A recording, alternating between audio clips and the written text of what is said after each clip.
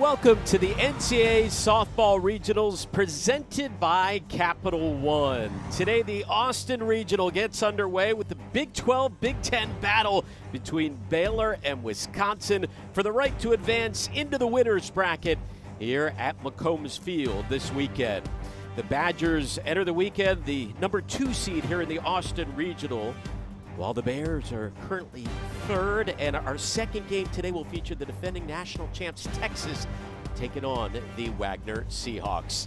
Here we go from Austin. Alongside Kat Osterman, I'm Alex Loban. Kat, let's start with Wisconsin back in the postseason for the first time in 4 years, led by the powerful bat of Hillary Blomberg. Well, yeah, the offense, 52 home runs on the year, 277 RBIs. They're able to get it done up and down the lineup, but that two-hole of Hillary Blomberg, you mentioned it, she has tied the single-season record for home runs and continues to just build on that, on pace to set the career home run record with one more year to go. But she really is what powers this Wisconsin offense and gets them going. That offense has carried them here into the postseason for the first time since 2022. A couple of big bats in the lineup. But when you talk about Blomberg on the season, 15 home runs, tying the single season record, and for her career, 9 home runs shy of matching the all-time record. As for the Baylor Bears, they're making their 17th appearance in a regional, led by the speedster Brooklyn Carter at the top of the lineup. Well, 2 years ago, Brooklyn Carter transferred to Baylor from Washington, and ever since she has made her mark on this program, she leads off. She is the spark plug, a lot of speed, a lot of consistency, but she's going to have to put the pressure on the defense and let her team build off of that as the top part of this lineup. How important is game one of the regionals? Well, historically, 97% of teams to make a super have won their first game of the regional. We got the Badgers and Bears coming up next in game one of the Austin Regional.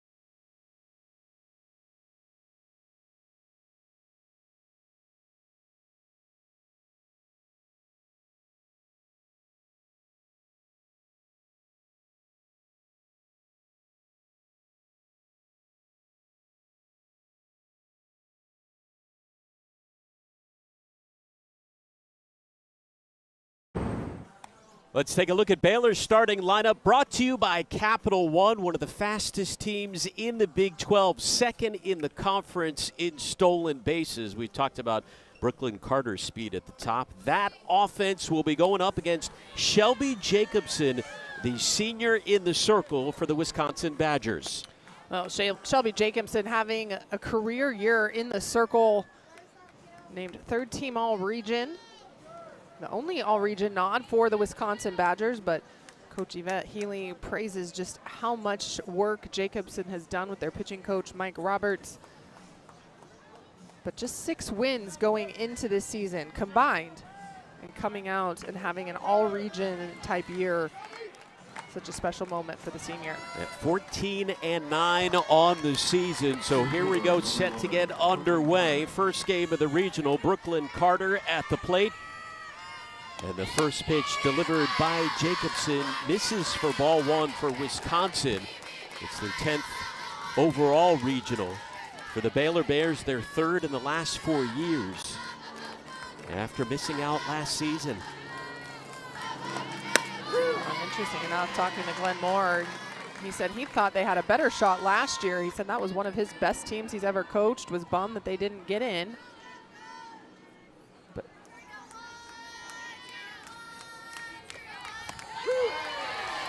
1 and 2 from Jacobson. Well, we're going to see Jacobson use a little bit of everything. She can hit all 4 quadrants. She throws in the low 60s, trusts her spin, but that changeup, which we just saw for strike 2, going to be a difference maker against this Baylor offense. My favorite part, talking to her, trying to understand how she clicks. She is the polar opposite of I ever was in the circle, but you didn't play on vibes? She plays on the vibes. Good vibes only.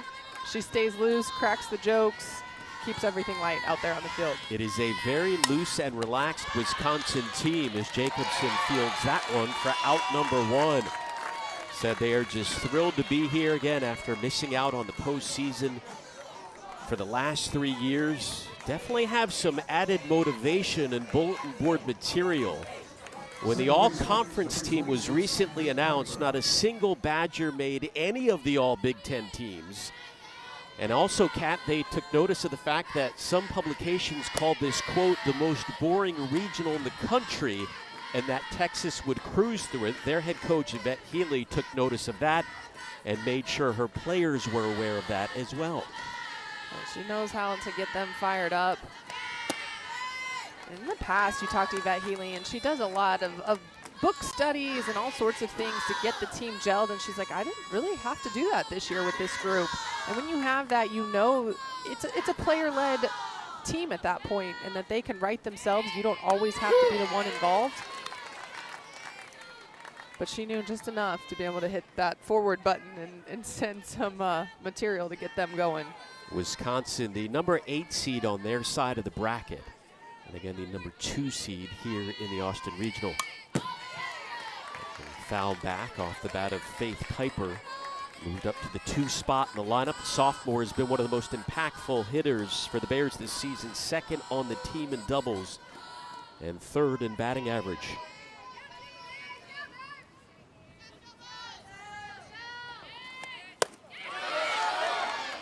Did not go around in this era of the long ball, Cat. This is a throwback Baylor team that relies on small ball stolen bases. They're last in the Big 12 in home runs, but again, 2nd in stolen bases. And it has helped them go 28 and 26 on the season. Oh yeah, Glenn Moore has historically had teams that put pressure on the defense. As you mentioned, they play small ball, they slap, they'll hit and run, they'll steal. He allows some of his base runners to be able to have free reign. Brooklyn Carter, and pretty much for the most part, can go when she feels like it, read the ball as she feels like, push the envelope. But a little less power than Baylor's had in past years. There's some pop off the bat of Faith Piper, and the announcer Jinx kicks in. 1 out into the game as Piper shows off some power with the extra base hit, and Baylor with a runner in scoring position. Well, this is a changeup that hangs up in there, and Piper stays back, able to drive this to right center, but up in the zone, and you see her just take the barrel, pull that a little bit. But the depth of that allows Piper, who runs well, to get to 2nd. Baylor with their first runner in scoring position early in this one. Here comes Amber Tovin, the senior shortstop, who has put together the best season of her career, leading the team in batting average. And she's driven in 47 runs on the season. She takes ball 1. Well, right now, if I'm Baylor, I'm looking for that changeup up in the zone. Jacobson has had a little bit of difficulty hitting that bottom part of the zone. She's getting behind with that drop ball. But really using that changeup as the difference maker. So if you're able to take that out of her hand as an offense, especially early in the game, it's going to set you up either for free passes till she finds the zone or able to hone in on one part of the plate. Tovin has a favorable count. 2-0 from Jacobson. In there for strike 1. Baylor averages about 4.5 runs per game on the season. They have played one of the toughest schedules in the country, the toughest in the Big 12. They have been battle-tested heading into the postseason. Tovin up the middle. 2 away.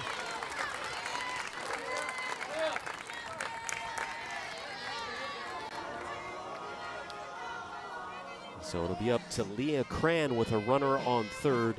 And 2 outs here in the top of the first inning. Cran, the junior first baseman, has been putting up the best power numbers of her 3-year career, leading the team in extra base hits. They could use one here.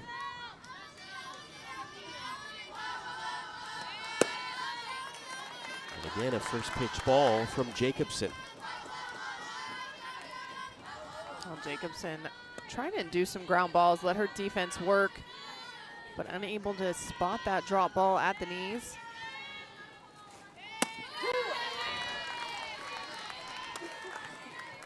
Jacobson named to the Big Ten All-Tournament team after the Badgers beat Purdue and upset Oregon, what they called their biggest win of the season. Helped them get into this regional in the postseason. And did not go around. Well, you can tell Baylor, having scouted, going to be patient, force Jacobson to bring it up. They have not chased the ball out of the zone yet.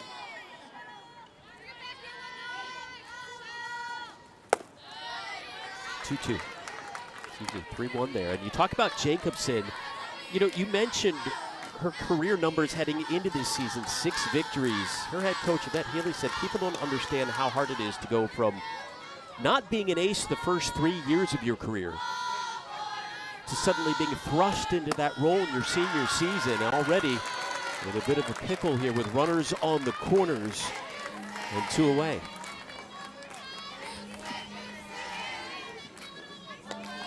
You talk about just a combined 6 wins going into your senior year and then shouldering the load. As you mentioned, that is a big flip of the script.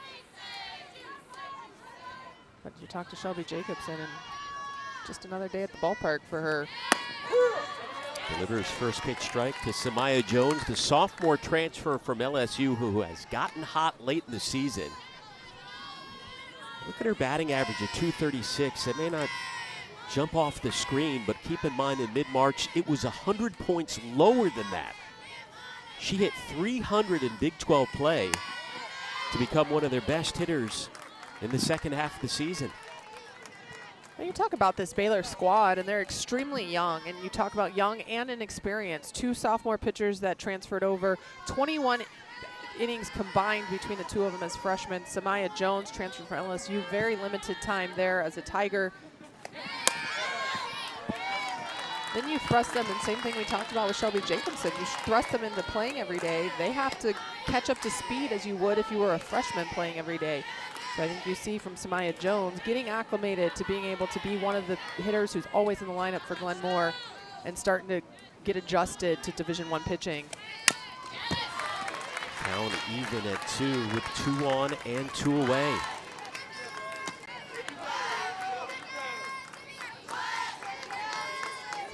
Piper at third, Cran over at first after a double and a walk.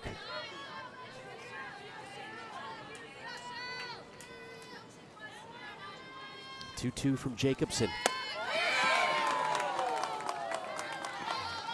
Cran drifting over to second. There will be no throw, so now 2 in scoring position, and 1 more ball will load the bases.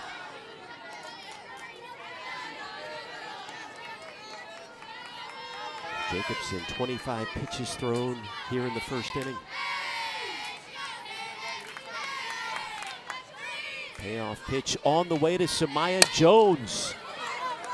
Outs her over to third, and Wisconsin gets out of an early jam. Baylor strands 2 here in Austin.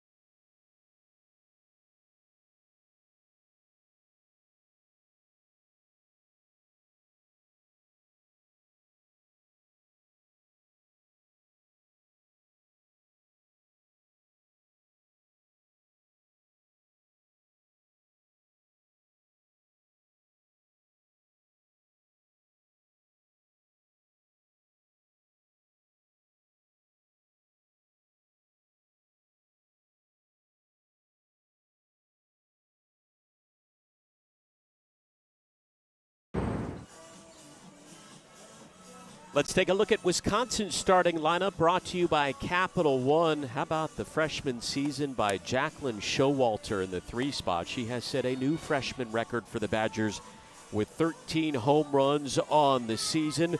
Showalter and company will be going up against Peyton Tanner, sophomore transfer from Tennessee, who is top 10 in the Big 12 this year in strikeouts. Well, Peyton Tanner, we talked about it. Limited action as a freshman, has been able to come in and be one of Baylor's main 2 pitchers. Going to enter today with the 4.33 ERA, but has gone up against some of the top offenses. We're talking the last 2 weeks, playing Oklahoma State, Texas Tech. Been able to keep Baylor in some of those games. This Wisconsin offense averages nearly 6 runs per contest. In that upset of Oregon in the Big Ten tournament, they put up an 11 spot.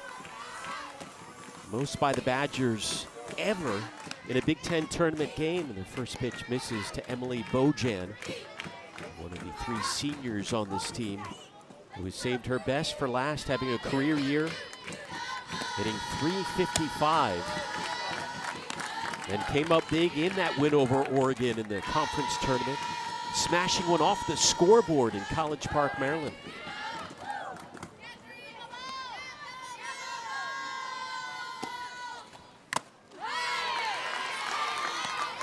See Peyton Tanner fall behind 2-0, unable to locate 2 curveballs, but gets back in the count there. She's going to throw mid to upper 60s. We're going to see a lot of curve and change. She can go with the screw drop rise, but limiting the free passes and efficiency are what Coach Glenn Moore want to see from her, especially if she's going to be able to carry the load here in this regional for the Baylor Bears.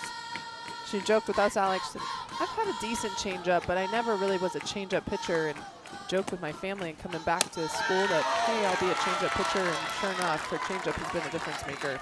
Well, this is there, and the leadoff hitter for the Badgers, Bojan, reaches with a walk. Tanner, talk about carrying the load. She's thrown nearly 60% of Baylor's innings over the last month or so, and that number has elevated even more than that over the past few weeks. Here's Hillary Blomberg, home run hitting machine for the Badgers, and has tied the program's single season record with 15. Earning the nickname Bomber. She's just 9 shy of matching the all-time program record and still has another year to go. It's so cool to be able to talk to her and get her perspective on it. Sends one to right center. We can save that story, Pat. We got plenty of time this weekend to wax poetic. Well, I think there's something to say when you grow up being a fan of a certain university, as Blomberg did of Wisconsin, Kagan Marshall did of Baylor, and then being able to actually fulfill the dream to wear that uniform. And again, we'll get back to it on the record book, but then keep your name with that university for a while. That's going to be pretty cool. Yeah, she takes a lot of pride in that as the throw back over to first from Flores. Another power hitter at the plate with Jacqueline Showalter, who's behind 0-1. Badgers freshman record, 13 home runs on the season. Over the last 3 weeks, not many better in the Big Ten. During that span, hitting .524 and leading the entire conference in RBIs. But behind, now 1-2. Alex, after that pickoff throw down the first, one thing for anyone watching to look at, Abby Flores, a left-handed catcher. So for her, that's an easy throw. It is not the sidearm pick that we see from right-handed catchers. There's a base knock for Showalter. The Badgers in business.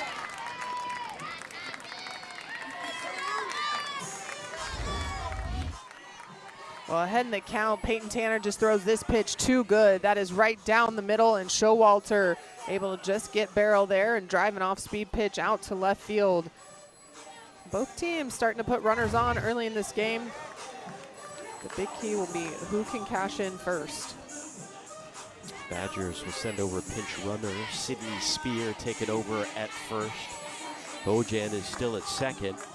And here comes the cleanup hitter, Kendra Lewis, sophomore, who's been one of the toughest players to strike out in the nation on the season. Lewis Just 5 strikeouts compared to 27 walks.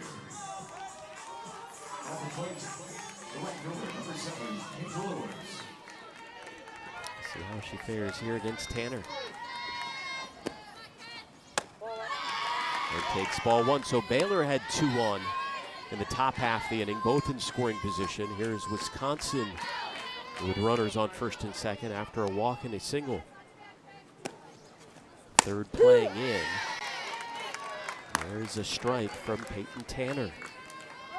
It's always interesting this time of year because you have all week to scout for your first game, and then obviously if you advance the games after. Lewis rips one, snared over at first by Cran and tags the bag. Heck of a double play. And the Bears force the Badgers to strand 2 as Leah Cran flashes the leather. Well, this absolutely a defensive gem for Baylor. Lewis pulls this one hard, and Cran able to tag the bag with her glove. Incredible defense, momentum for Baylor heading into the dugout.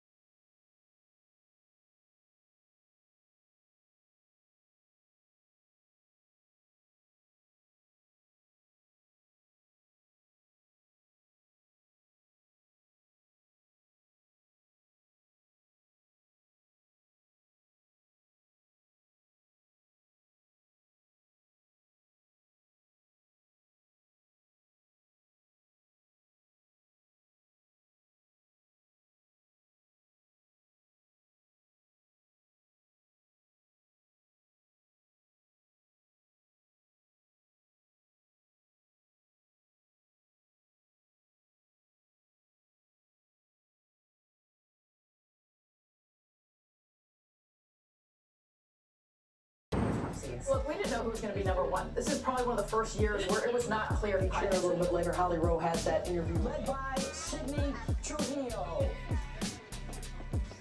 That action will get.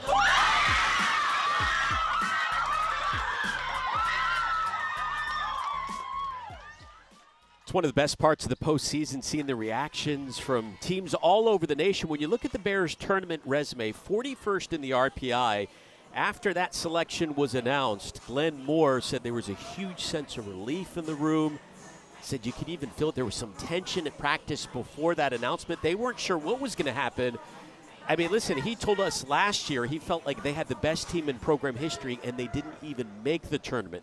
This year, Glenn Moore says the youngest squad he's ever had, 16 underclassmen, and that speaks to the job he has done as a head coach in his 26th season, guiding this team here into the postseason.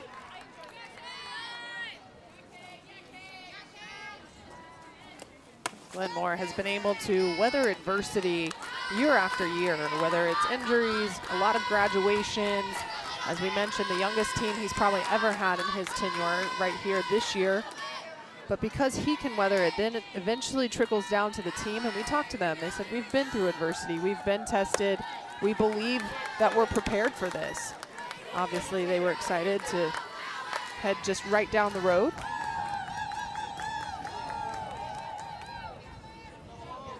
Hagan Marshall leading things off here in the second. Glenn Moore, 17 regionals, 7 super regional appearances, 4 trips to the Women's College World Series. He's the winningest head coach in any sport in Baylor history. You talk about the youth on this team, that is quite evident. Yeah, when you talk about 18 underclassmen, And even those 11 sophomores, quite a few are transfers in. So Coach Moore is starting to rebuild. And he said this bid into the regionals, very promising for him and his staff moving forward as the portal opens up and they hit the road recruiting this summer. One of those underclassmen reaches to lead off the second, the walk to Kagan Marshall. Here is Olivia Bittner, another freshman out of North Texas, the Denton area. She takes strike one.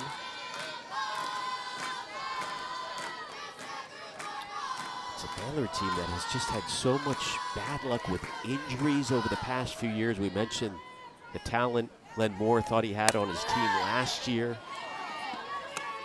But really over the past 3 to 5 seasons, the injuries have been through the roof. A lot of ACL tears. You tack on players graduating, a number of them from last year's team, a few hitting the portal. And it's almost an entirely new squad as that one foul off the bat of Bittner. Yeah, and with the portal, the way it's become more and more popular when you get blindsided by athletes leaving and you've recruited based on who you think you're going to have, because they do go recruit the next class of freshmen based on who's going to graduate when they get there, right? And all of a sudden you have holes that you need to fill, and it's across the country, but Coach Moore trying to do the job of bridging those gaps.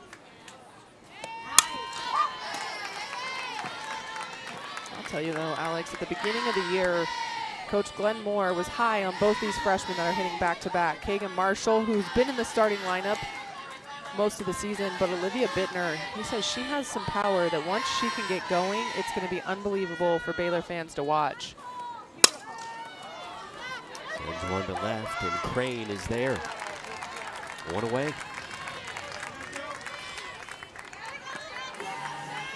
There comes Abby Flores with a runner still over at first. Flores, junior catcher, Beaumont native, driven in 5 runs on the season. A couple of walks so far issued by Jacobson in the circle for Wisconsin, and a double allowed for the first 7 batters. First pitch ball. Well, coming into today, Baylor entered with a 24% chase rate. That was the 4th highest in the Big 12, but they've been fairly disciplined here against Jacobson, forcing her in the strike zone. The key now will be for them to adjust to that changeup. We saw Bittner fly it out. But can they adjust to the off speed and then force Jacobson's hand? It's also going to be interesting to see the cat and mouse game between this fast Baylor team and the catcher behind the dish, Blomberg. We mentioned Baylor's second in the Big 12 in stolen bases. A runner over at first with still just 1 away in Marshall.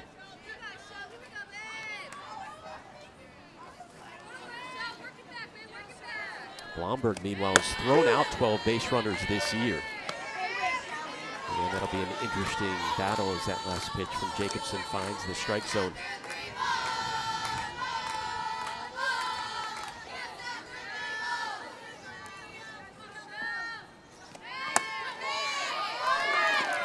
It's already the 3rd walk issued by Jacobson to the first 8 batters.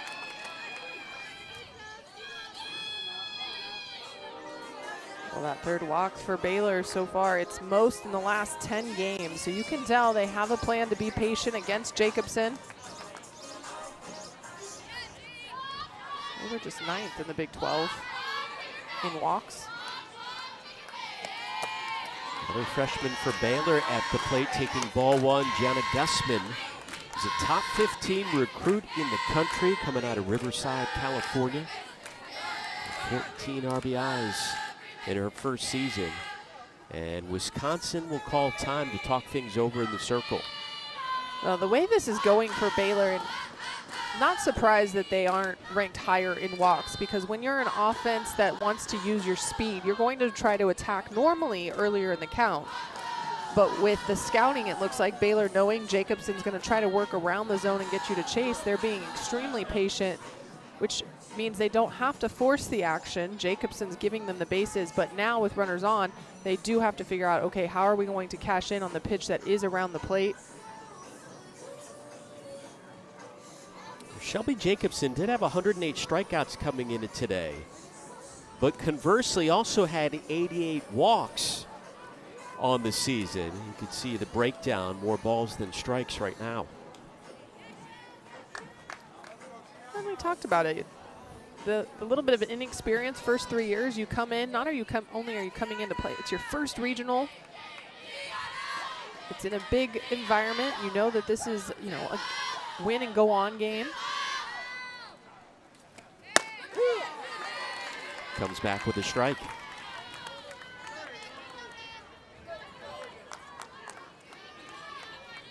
I think on paper you put these two teams next to each other and very comparable. So this is going to be a very interesting game.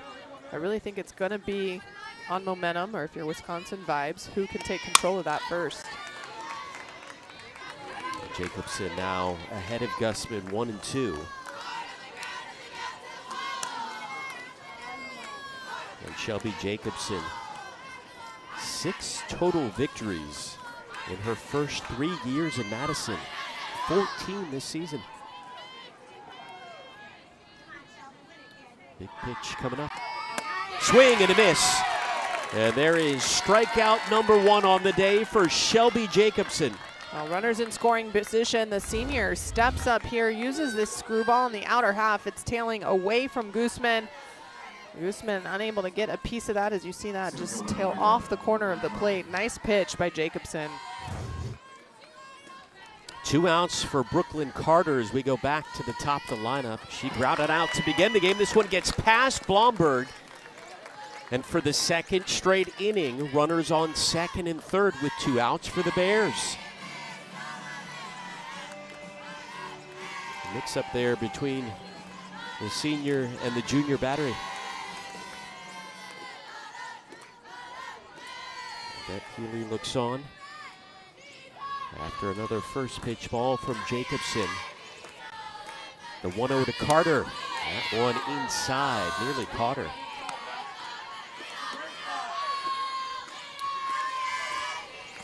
Jacobson threw 27 pitches in the first inning. Not quite at that number so far here in the second. And you can tell that Baylor has a plan. We've talked about their patience, making Jacobson work, but watch when Carter gets on in the box. You also see she's right there on that chalk line. She's standing in right now, so you can tell they're getting on the plate to force her to throw inside, be ready, but also protect against that screwball right there that Carter fouled off. Count evened up at 2. Brooklyn Carter, former transfer from Washington. Second in the Big 12 in stolen bases. Hitting .321, and this year has struck out in just 5% of her plate appearances. It's one of the best numbers in the Big 12. Taps one up the middle, Jacobson. Cool, calm, and collected in the circle. And again, the Bears strand 2 in scoring position, still scoreless here in Austin.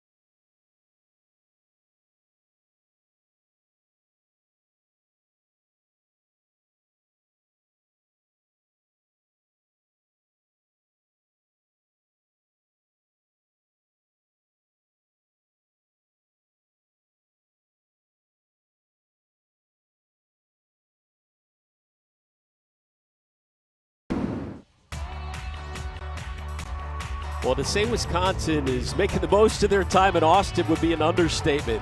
Went line dancing on Wednesday night. Some were prepared with the boots. Others weren't quite ready there. And then zip lining over Lake Travis. I mean, they were having a blast. And we talked about them being carefree. I think that's pretty evident right there, Cap. Well, yeah, I think you make the most of this trip, but at the same time, Yvette Healy pointed out, hey, we're going ziplining because it's going to be hot. I want them to know how hot it's going to be at 12:30 tomorrow. But also the line dancing at the Broken Spoke, an Austin, so I guess what would hot spot? Yeah, mainstay. A mainstay that, man, as everything develops, the Broken Spoke has stayed true, but they found themselves there, and Ashley, their SID, also let us know they did buy some of those boots here in Texas, so they are definitely living it up. At the very least, going away with some souvenirs. They finished 7th in the Big Ten. Got into this regional as an at-large bid.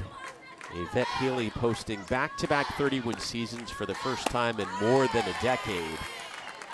Swing and a miss there by Kaylee Whitten.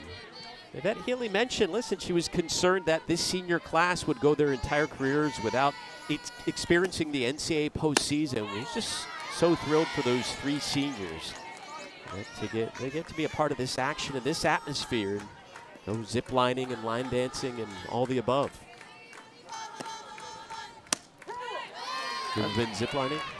I have. We went zip lining in St. Thomas before my wedding. Did you ever go zip lining before a game? No, I'm pretty sure I would have asked to like tap out of that. You don't seem like that. The vibes are all serious and intentful here. Swing and a miss. Good vibes from Peyton Tanner with a strikeout in the circle. Well, Peyton Tanner working ahead of Whitten here and uses this curveball away. Doesn't have to use her off speed, stretches the plate. You see Whitten just going out and getting that pitch. Good first out for Peyton Tanner here in the second. You ever been line dancing? Is that one chopped over to Tobin? I actually have done that and at the Broken Spoke. Never tried. I've never even put on boots. I would look like Woody from Toy Story. It's no, not you my wouldn't. thing. We're going to have to go find you some cowboy boots. Peyton Tanner so far with a much more efficient second inning after allowing a couple of base runners in the first. 2 up, 2 down. Here in the bottom of the second. First pitch strike to Riley Crane. So many pitchers don't take into account efficiency. And when you have 1 or 2 dominant pitches and then you have to fill it maybe with your 3rd and 4th best, it's so important to get hitters out as quickly as you can. Not only does it save pitches on your arm, but it also allows hitters not to be able to see everything you're offering in their first at bat. Fouled back by Riley Crane. Senior left fielder, one of those 3 seniors we were talking about. Taking part in the postseason for the first time. I did like they pointed out, this senior class played here at Texas, at McCombs, in the rowdy crowd as freshmen, so they're familiar with this environment. But set down 1, 2, 3. We will talk to the Badgers head coach Yvette Healy coming up after the break.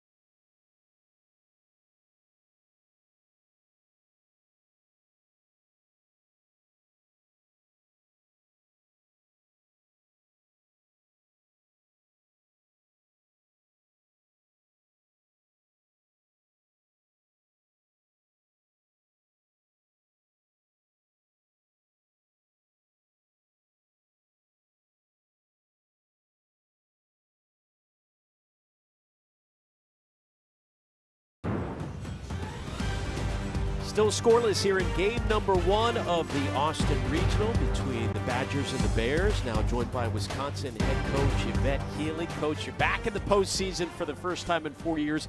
What was the message to your team? You know, we talked about you earlier going ziplining and line dancing this weekend. What was the message to try and make sure they played loose? Because it seems like you all been having fun leading into this weekend. Yeah, you know, we had to get acclimated to the weather. We might as well be out in the heat and do some little hiking and see some sights here. So it's good for us to get out here a couple days and get settled in. Coach, a little bit of a slow start, not scoring yet in this game here, but against having scouted Baylor, what is it you're going to look for your offense as this game continues? Oh, you know, they're very similar to us. They run well. They've got good short games. So I think you've got to be able to manage the energy and the momentum of the game. And so this is the start's just fine. We're facing a really good pitcher. I like where we're at right now, and we're just looking to build a little momentum. I appreciate it, Coach. Thank you. Yvette Healy in her 16th season in charge of the Badgers. Also keep in mind taking part in this Austin Regional in case they do end up facing Texas. She has already played against Mike White coach teams in 3 previous regionals going back to his time with Oregon. Yeah, she pointed that out real quick and said, you know, utmost respect, but I get into a regional with Mike White quite often. It's old hat for her as the 2, 3, and 4 hitters leading off against Yvette Healy's team for the Baylor Bears. Faith Piper, Amber Tobin, and Leah Cran, each team with 1 hit so far. And multiple base runners on for both of these squads. Which one will break through first here in the opening contest at McCombs Field? Baylor so far has been able to threaten the most. 4 runners in scoring position. Coming into today, just .299 with runners in scoring position as a team average. So for Glenn Moore, who's going to be the one to step up and break this open as opposed to who's just getting on base? Well, Shelby Jacobson, behind 3-0, she's already thrown a lot of pitches. 27 pitches thrown in the first inning, 24 in the second. Finds the strike zone here, 3-1. Not to sound like a broken record, Alex, but it's that changeup that Baylor's going to have to figure out how to take out of Jacobson's hand. That's a foul ball. Rolls into the gap. Full count coming up. Blomberg having a good laugh over that one. Talk about this weather here. You know, for this time of the year, it's not blazing hot in Austin. For the Badgers, however, temperature's quite a bit cooler in Madison. It'll take a little bit of getting used to for them. Well, yeah, a little bit. And thankfully, as she mentioned to us prior to going on air, doesn't have the second game, and she feels like the weather's better right now than it would be in game 2. Nice job by Conger over at short. Winner of this game will enter the winner's bracket and face the winner of Texas and Wagner, as those 2 teams will square off later today. First pitch for that contest set for 3:30 Central. Some Texas fans taking in both contests, and wisely, for the most part, in the shade. Everyone trying to figure out where the shade is here. Yeah. If you get some, you don't get up to go to the concession stand. Stay away from those metal bleachers in the sun. It's going to leave a mark. That was a really nice pick by Conger there on that first out. Jacobson able to get a lot of ground out here for her defense. Decent amount of Wisconsin fans here as well, considering the trek quite a bit further than Baylor, who made the drive from Waco. The long sleeves on, that's not going to last long, my friend.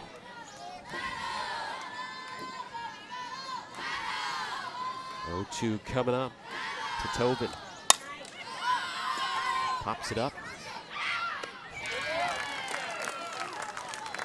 I want to remind you, for everything surrounding the women's college softball regionals, head to NCAA.com for the latest news, analysis, and insight. Women's College World Series begins Thursday, May 28th, noon Eastern on ESPN. And already, this is the first day of the postseason, and we are on upset alert. Kat, the last we checked, a few innings ago, Stetson was leading Florida State. Yeah, going in the bottom of the 7th right now. Stetson up 8-3. Wow. With 1 out. The Hatters. They can hit. So they came out making a statement. Last time I checked, they had 8 runs and 11 hits, 2 home runs.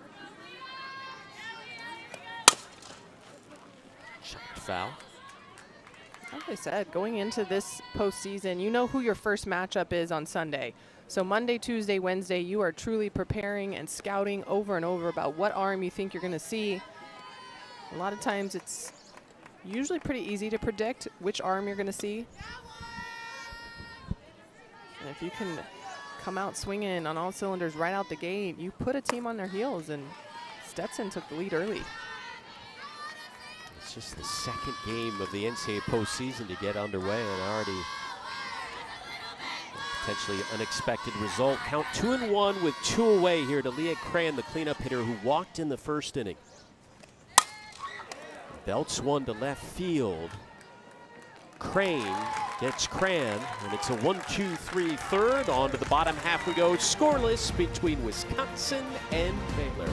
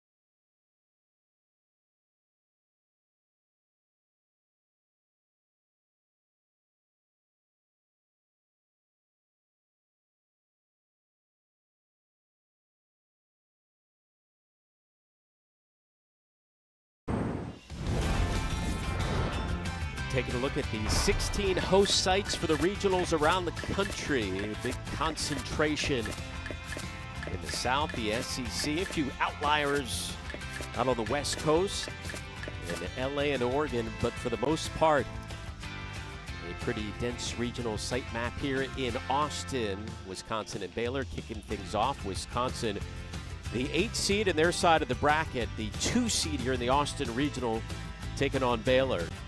And the number 2 overall seed in the nation, Texas, the defending national champions, are set to face Wagner at 4 Eastern, 3 Central to finish off day number 1.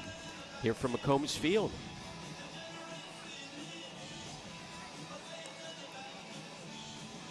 Fans just scouting here, the Texas fans, looking at what their next opponent has to offer. Well, I will say the ticketing this year, you got your 1 ticket for both sessions, where in years past there's been a ticket for session 1 and session 2, and on this day it would be 2 different games. So Texas fans going ahead and claiming their seats. There you go. Catching some action. Staking out their territory as the first pitch misses to Danielle Lucy. And also probably getting familiar with who they might see tomorrow.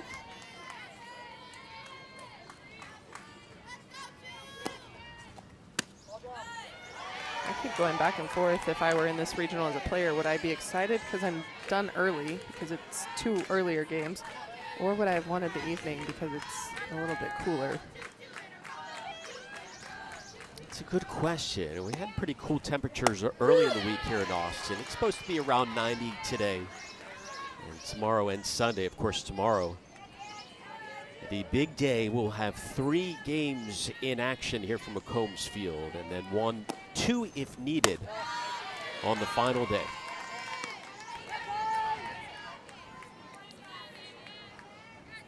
I mean, it is fairly mild temperatures for some of the postseason games we've had here in the past. Yeah. And a leadoff walk issued to Lucy's second leadoff walk allowed today by Peyton Tanner. And after a 1-2-3 inning on both sides of the ball, that's not what you want to see if you're Coach Glenn Moore and his staff from Tanner.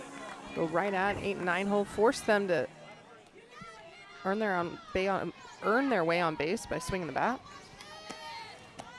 There's Hannah Conger showing bunt. The sophomore shortstop delivered one of the most clutch hits of the season, a walk-off home run against Purdue in the Big Ten tournament. First walk-off win for the Badgers in history in the conference tournament, as they ended up making it all the way to the semifinals before getting knocked off by UCLA. I mean, that was a huge conference tournament to help them get into the NCAA postseason. Well, yeah, their win against Oregon really solidified them into the field of 64.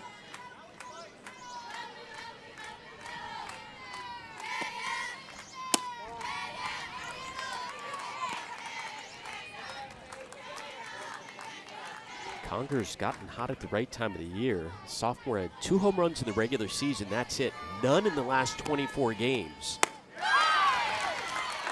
Swing and a miss there. She had been hot heading into today, but a strikeout victim there. Second K of the day by Peyton Tanner. Well, Conger tried to sack bunt, but unable to get it down, and you see there Tanner allowing that ball to just spin away from the right-handed hitter. If she can keep that ball close to the plate, she's going to be able to induce a lot of swing and misses as well as fly ball outs. It has to keep it within a couple inches of the plate. She has missed fairly wide quite often today. Back to the top of the order, Emily Bojan, who walked the first inning. Snap throw back to first as Lucy gets in there.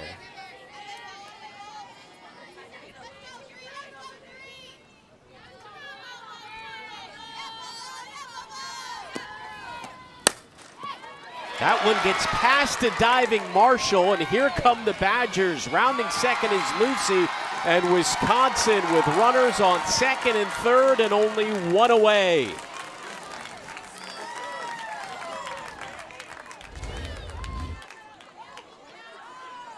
You see Tanner trying to use the ball away, but that's staying over the plate. Bojan does a great job of going down and getting that, driving it right past Marshall at third base. Wisconsin starting to put the barrel to the ball a little bit more, even though that ball not in the zone, over the plate. That's where, as a pitcher, have to work the corners, because even if you leave it over the middle low, hitters can go down and get it the way Bojan just did. The senior enjoying her first appearance in the postseason, and here comes arguably the most dangerous hitter in the Wisconsin lineup, Hillary Blomberg. 15 home runs on the year, which is tied for the most in a single season in program history. Blomberg. And that is a huge second out. Certainly nowhere close to deep enough to drive in a run, so runners remain on second and third now with 2 away. That's the best case scenario if you're Peyton Tanner, because not only is it a fly ball, but it's a fly ball in the infield, and so runners have absolutely no chance. Anything in the outfield, I think Yvette Healy may have had Lucy tagging and forcing a throw.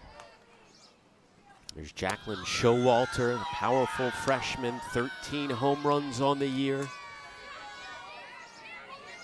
Came up with a huge one in the Big Ten tournament.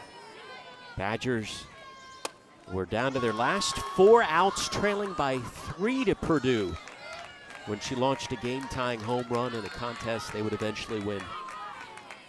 She's had a great first season with Wisconsin. They are taking no chances with her right now.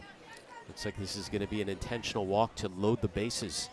Oh, and interesting, you didn't pitch around Blomberg, who arguably is the best hitter in the lineup, but not taking her chance with the freshman, and it might be already. She did get a hit in her first at bat, so they feel like she's seeing the off-speed pitch, so they know that that's taken out of their hand. They're going to go ahead and put her on now to have to face Lewis. Oh, Kat, an interesting decision. Bases loaded to face the cleanup hitter Kendra Lewis, who's hitting .336 this year. Last year, she hit .408 as an All-Big Ten first-teamer. Needless to say, a really talented hitter up in a big spot. Well, and if you want to talk about the best barrel of the game, Kendra Lewis had the hardest hit. It just happened to be robbed by Leah Cran down the line. Yep. Interesting decision here, but might be assuming that Tanner can get a ground out or the easy pop fly. .294 hitter this year with runners in scoring position, already ahead in the count 2-0. Peyton Tanner, meanwhile, has walked 3, struck out 2, and allowed a couple of hits. Wisconsin with their biggest threat of the game so far. Swing and a miss from Lewis.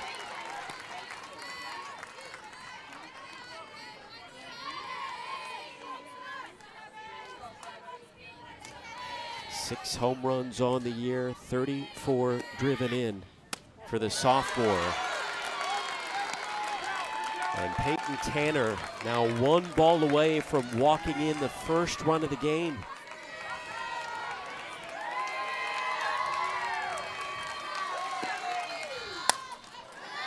Full count coming up.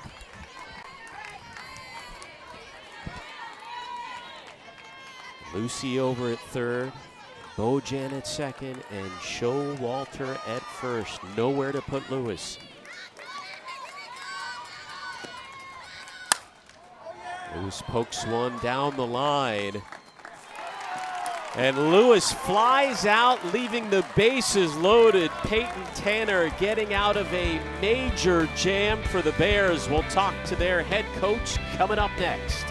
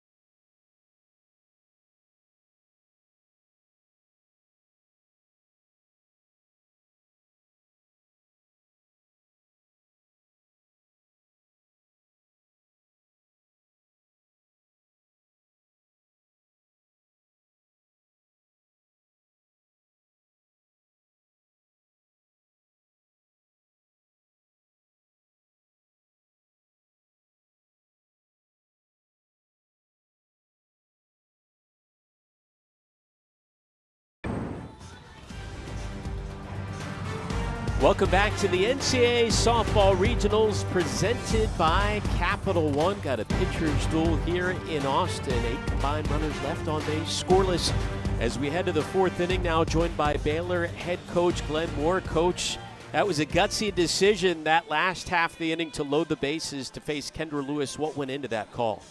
Well, I just thought it might have been a little better matchup. You know, it frees up your infield a little bit more. You got to force any bag. So just played the odds there. You know, it's kind of like pick your poison, though. Both great hitters. Coach, your offense, you're getting runners on and in scoring position. What's the adjustment to start to capitalize on those opportunities? Yeah, well, we've run our pitch count up early on. This is what we're hoping to do, and hopefully see more pitches, throw more off speeds than we anticipated. We just got to have better at bats when we get in those situations. First 2 innings, I think we left runners at third base. So just better at do what the game asks you to do, just better at bats in those situations. All right, appreciate Thank it, Coach. Glenn Moore in his 26th season. And we talked to him yesterday saying, how have you done it? How have you adapted in this game? He said he still feels that call to help these kids day in and day out, not just on the diamond, but in life. It's just been an absolute mainstay for this program and the entire Baylor University, the winningest head coach in any sport in Bears history. Samaya Jones leading off the fourth, takes strike one. Kat, you have an upset alert for us? Oh, we do. Stetson went ahead and closed that one out, 8-3, beating Florida State. Wow. And mind you, Base hit for Jones. Florida State entered the tournament winning 12 straight regional openers. The last time they lost was to San Diego State in 2012. It's that time of the year. Mayhem already underway on the opening day of the regionals. So a leadoff single for Samaya Jones. And here comes the powerful freshman Kagan Marshall. Walked in the second inning. On the year, 10 home runs. First Baylor freshman to reach double-digit homers in 7 years, but drops down the bunt instead, advancing the runner Jones to second.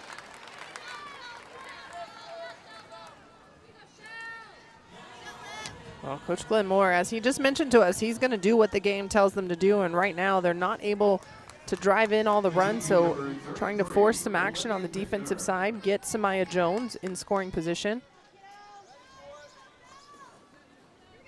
Here is Olivia Bittner, a lot of freshmen in the bottom of this lineup for Baylor.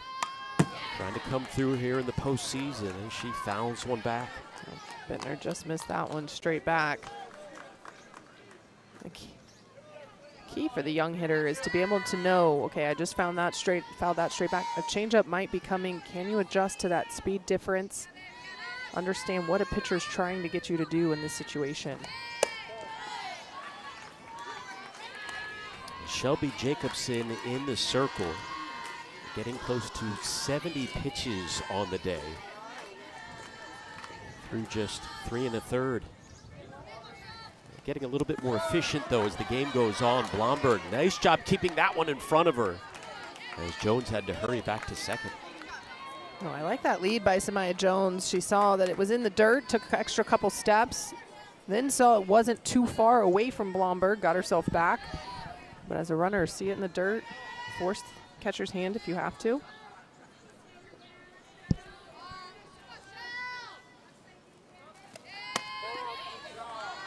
A 3-1 count to the 7-hitter in the lineup, Olivia Bittner. Jacobson, 3 walks, 1 strikeout, and 2 hits allowed so far.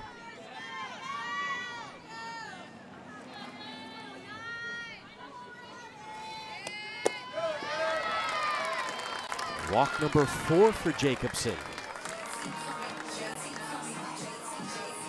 Well, all weekend long, the 7 Innings Live crew will keep you updated on the action from all 16 sites around the nation for this year's softball regionals. All throughout the weekend, 7 Innings Live, and already great action to talk about. We mentioned the upset in Tallahassee, who will get on the scoreboard first here in Austin. Baylor threatening yet again. This is the 3rd inning already, and they have had multiple base runners, but yet to break through against Shelby Jacobson of the Badgers. 2 on, 1 away here in the 4th.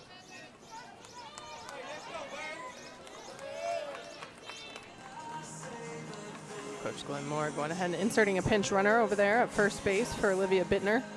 That way, Flores or Guzman able to get something to green, he can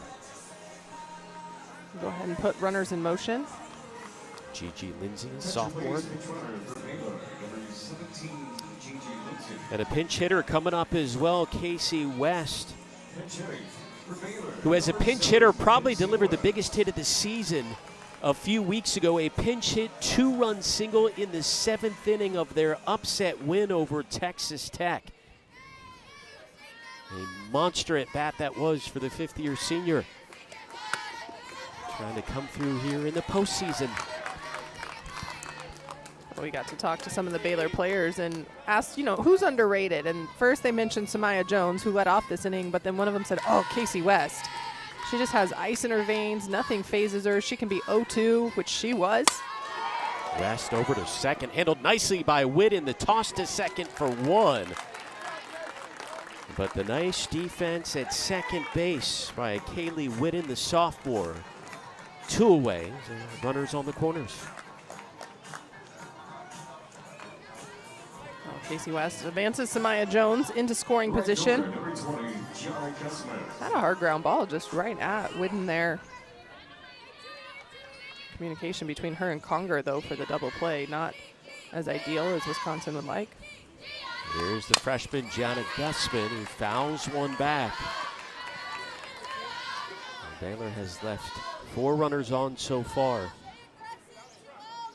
The Bears 0 for 6 with runners on, 0 for 5 with them in scoring position. Gussman was a strikeout victim in the second.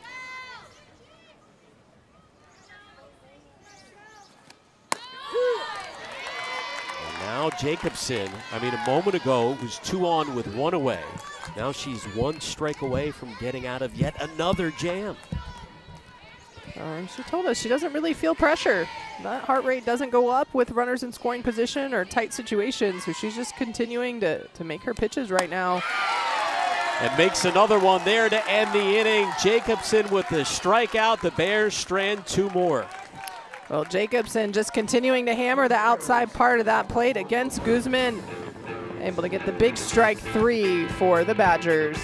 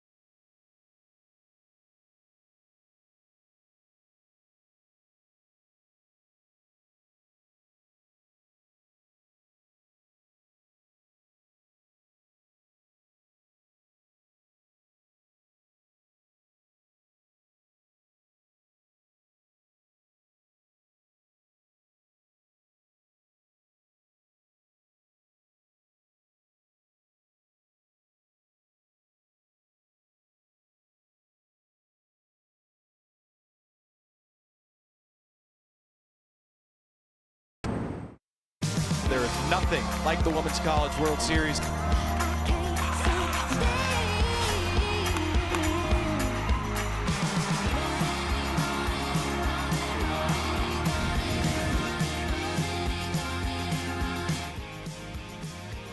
Who will end up hoisting the trophy this year? It is wide open. You talk about the last 4 programs to win it all. Obviously, the Longhorns last year. Before that, Oklahoma went on a run. And prior to that stretch, UCLA and Florida State. But you talk about the parity of this season, as wide open as we can remember in recent memory, Kat. Yeah, there's no clear-cut favorite, in my opinion. I'm not going to put you on the spot, by the way. I know I've done that before. Well, Alabama with the 1 seed, but Texas just upset them in the SEC tournament. Oklahoma with the 3 seed, who traditionally has been able to storm through the postseason, but has been beatable this year as well. We just talked about it. Florida upset by Stetson here in the first round of regionals. So truly is up in the air this year on how this postseason is going to play out. Who really is even going to make the World Series? Some publications mentioning the odds-on favorites as Oklahoma and Texas Tech. We'll see. Definitely can't forget the Red Raiders. 11 seed as we begin the bottom half of inning number 4. 5, 6, and 7 hitters leading off for Wisconsin.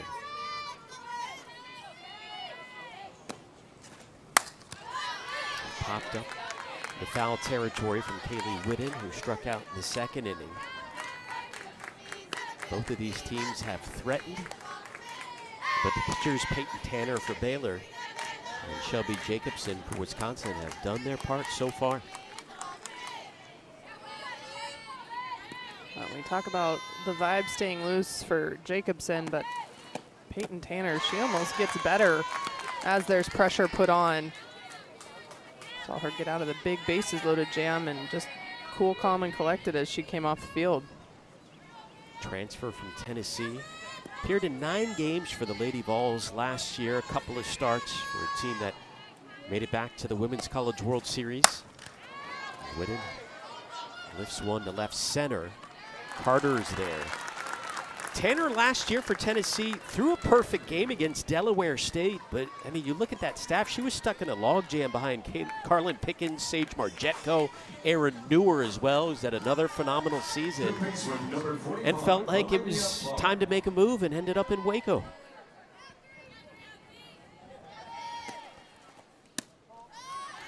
Well, you can tell Peyton Tanner throws in the mid to upper 60s, so there's a lot of speed there. Able to locate a curveball extremely well. You have the off speed that changes hitters' timing. We're really just trying to find a place that she can be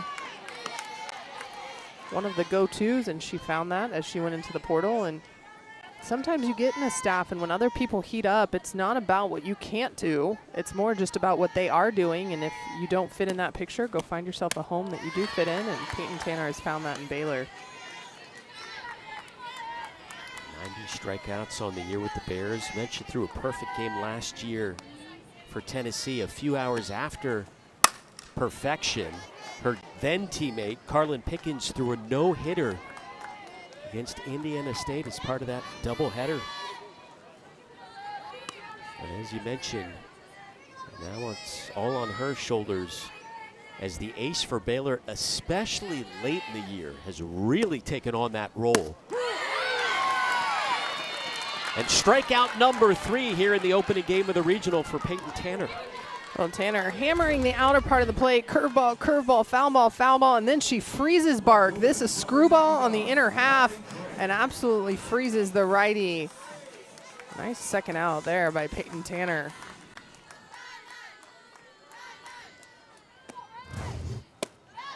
Misses with the first pitch to Riley Crane, senior left fielder out of Tucson. Each team, no runs, 2 hits, no errors. When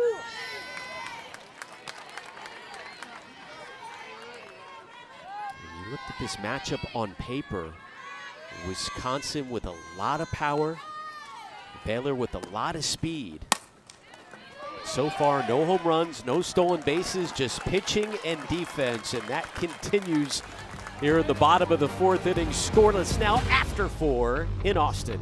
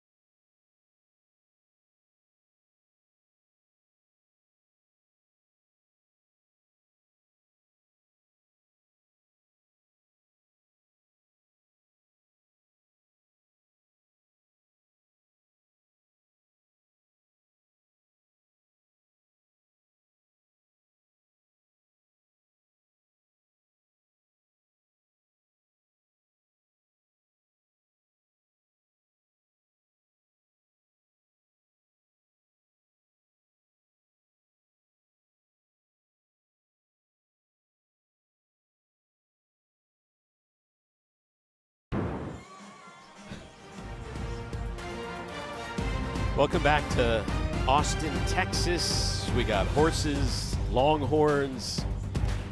It's nothing new. Kat, you're a Texas native. I mean, this is old hat to you. This is just like seeing traffic every day down 6th Street in Austin. This is the usual. There's always horses and longhorns going down the main street. No, but that is a staple in the postseason.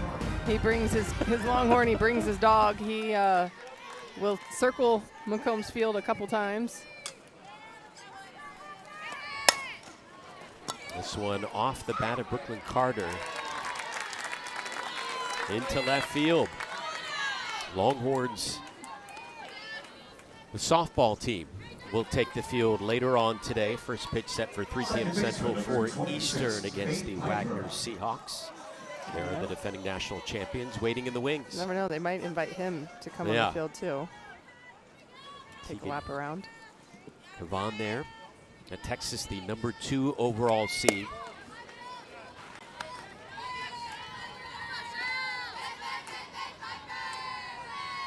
Shelby Jacobson out in the circle. There's Tegan Kavan, 21-4 on the year. Got a chance to speak with her yesterday. A number of very calm, very even-keeled pitchers taking part in this Austin Regional. Tegan Kavan being one of those. Another Shelby Jackson yesterday. You would never know they were in the postseason. Talking to them is just business as usual. I guess just that's part of the secret to their success. Well, so many of them will talk about not making the game bigger than it is. And while it's an important game because you're in postseason and this is what you dream of when you're a little girl playing, is to be able to play on TV, and in postseason, you still have to go execute the same way you always have. And so when you're able to keep that mindset, it really helps you, especially in the circle and big situations. There's a 1-out walk to Faith Piper. For Shelby Jackson, playing with fire a little bit. Talk about the free passes, 5 walks now for the senior, but it has not come back to hurt her thus far. Amber Tovin 0 for 2.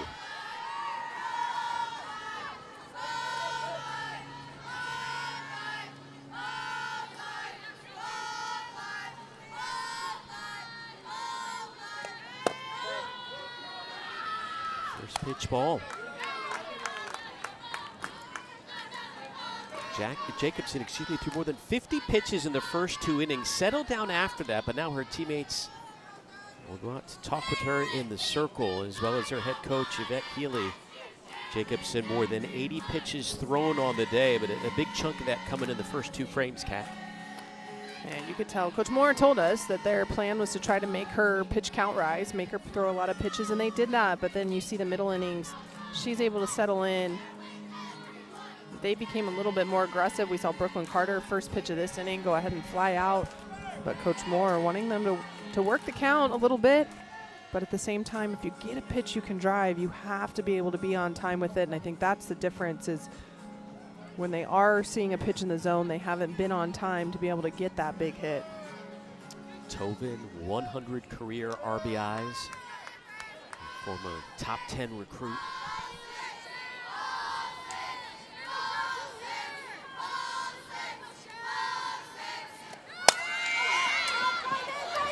Territory it goes, and that will find the stands. Down near the Osterman seats, right? Usually that area. Well, we're a little closer to us, but yes, in that first row normally. I mean, you're pretty much usually on the field. You have the best seats in the house for good reason. That's a bold move there, going with jeans on a 90-degree day. It is a bold move. Not sure I could pull that one off. A dribbler over to short, on to second in time as they get Piper.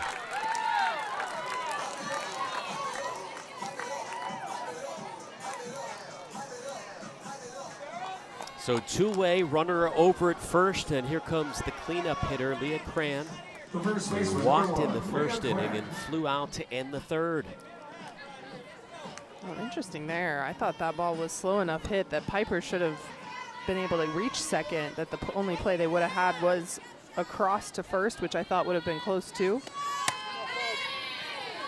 This is where, as a base runner, with runs being at a minimum, you have to make sure you get good jumps so that way you can get yourself in scoring position. This is one of the fastest teams in the Big 12, second in stolen bases in the conference. But we really haven't seen them attempt to steal at all against Hillary Blomberg behind the dish so far. Obviously now in a two-out situation, most likely not going to see that. Blomberg, a very good arm, and they are paying her a lot of respect so far. 2-1.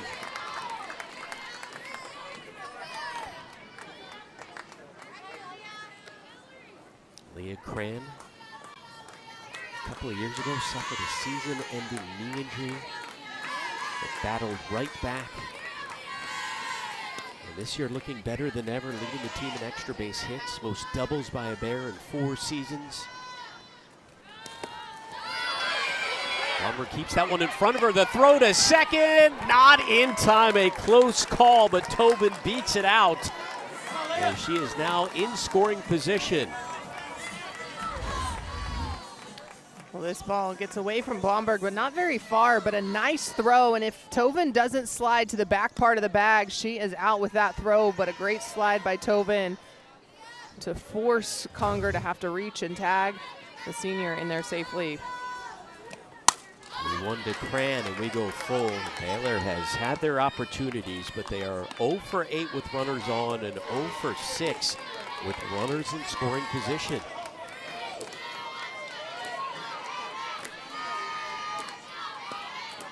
There's a point of emphasis for both of these coaches coming through with runners on either second or third. And it misses. Walk number 6 delivered by Jacobson, and the top of the 5th continues. Now 2 on for Baylor.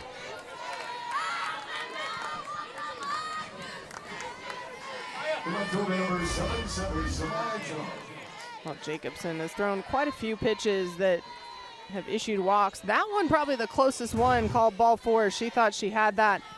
I think it missed just a tad bit outside. First pitch ball to Samaya Jones, a dangerous hitter, singled in the 4th inning, hit 300 in conference play, and her teammates called her their secret weapon heading into this regional. Has speed, has some pop in her bat. See what she does with the 1-0. Ropes it foul. And you like that she's ready to swing, and that's the second time. Leah Cran was 2-0 ahead in the count, didn't take a strike, swung because it was something she thought she could drive. So Baylor's starting to get their timing when they are in hitter's count. Right now, Baylor runner in scoring position for the 4th time out of 5 innings, looking for Samaya Jones to help push a run across.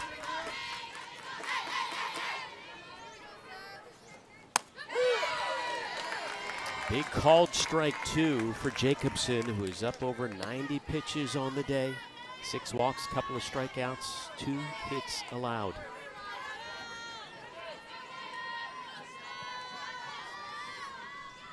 Trying to pull off another Houdini act here in the opening game of the Austin Regional. Jones to right field, right at Lewis, and the Badgers do it again. Baylor strands 2 more scoreless in the 5th.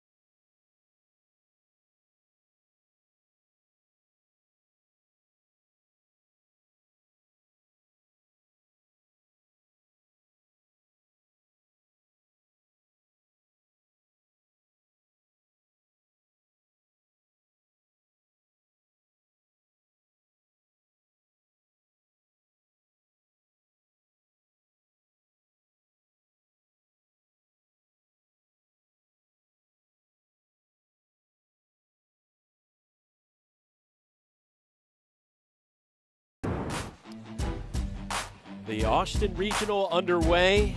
Still tied here in game number 1 between Wisconsin and Baylor. The winner moves into the winner's bracket on Saturday to face whoever comes out victorious between the defending national champions, Texas and Wagner. The Longhorns will take on the Seahawks at about 3 p.m. Central today, coming up after the conclusion of this contest. The story of this one, pitching and defense. Baylor 0 for 7 with runners in scoring position.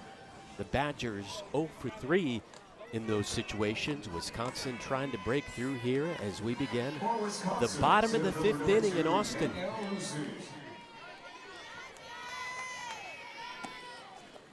Just like we thought, Cat, a pitcher's duel.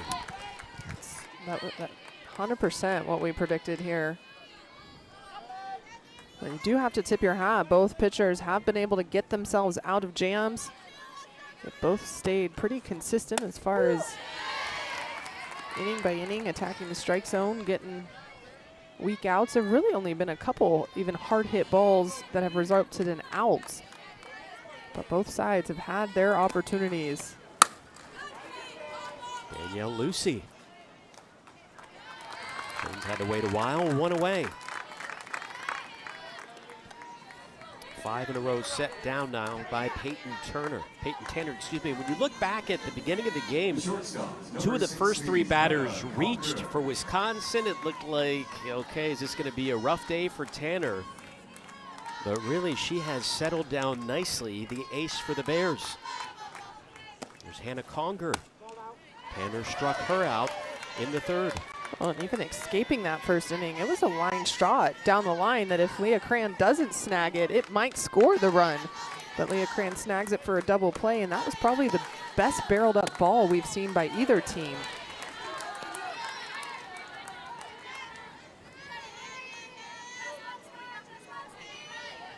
Tanner with 3 walks, 3 strikeouts.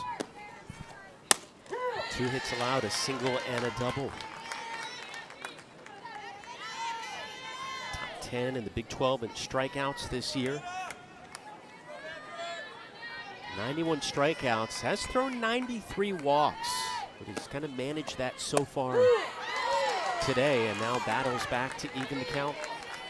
Oh, and she's able to use that curveball and that off-speed pitch right there back to back to get herself back into this at bat.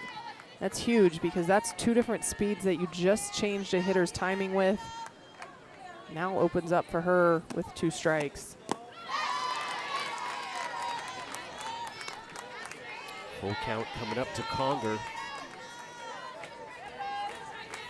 Talking about earlier, 2 home runs in the regular season for Conger, but went yard twice in the last 2 games of the Big Ten tournament against UCLA and Oregon.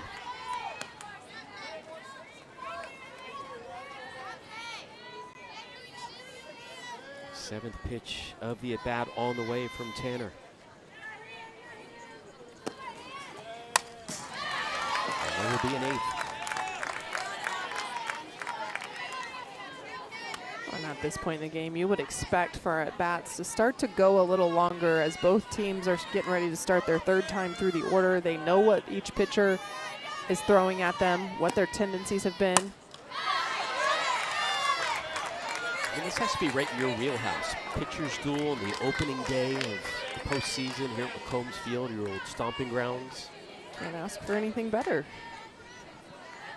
Beautiful weather, not too hot for this time of the year. For game 1, right now Conger and Tanner locked in the duel, and a very important at bat when you look at it, just 1 away here in the bottom of the 5th inning. After this, you go back up to the top of the lineup from Wisconsin, and some lethal hitters, and even Conger, as we talked about, has done damage late in the season.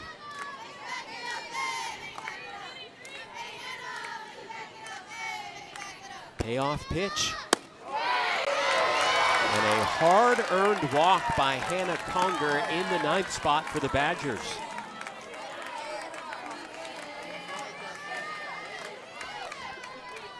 That was a pretty pitch there by Peyton Tanner. That missed. It didn't miss by much. You look like you're not buying the call. I think I might have been tossing some hands or been over or something. That was a pretty off-speed pitch by Tanner there in that full count. There is a called strike to Emily Bojan, who has reached twice, walked to start off the game for Wisconsin offensively, and doubled in the third. And the extra base hit of the day so far for the Badgers. Wisconsin came in with a powerful offense, averaging nearly 6 runs per contest.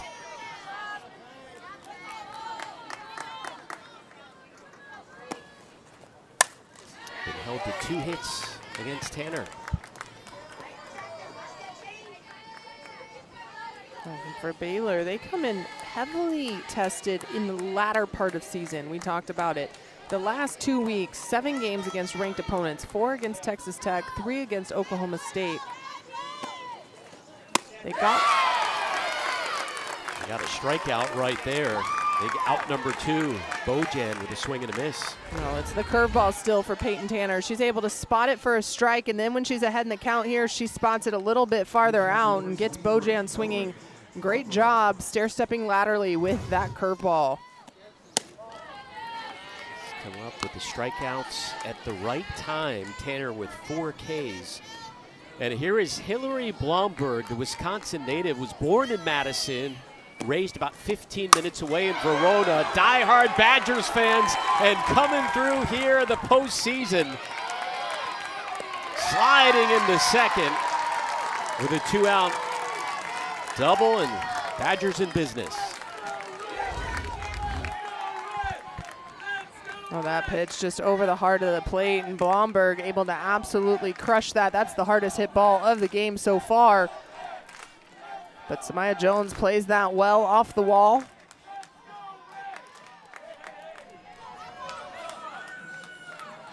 This top part of the order coming through with extra base hits. Badgers with runners on second and third.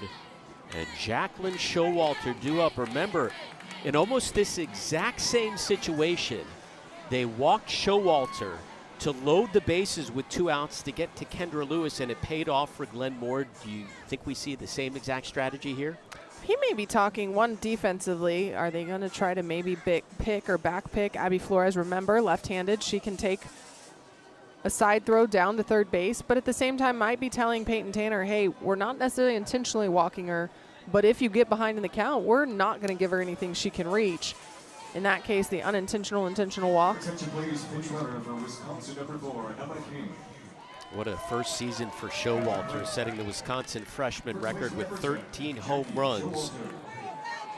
And over the last 3 weeks, led the entire Big Ten in RBIs. Swing and a miss. Strike 1. Going right after her this time. And there are times that in pressure moments as a freshman, despite the season you have, you try to do too much, and that might be what Baylor's banking on right now. Doesn't chase that one.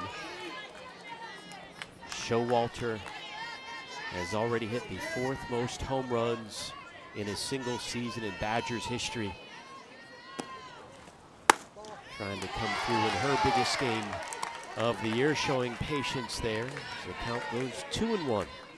Well, you can tell Peyton Tanner throwing that curveball. We saw Showalter go overly aggressive first pitch, but Tanner continuing to keep it out there, not necessarily bringing it back to the corner. Swing and a miss. A big strike again from Tanner.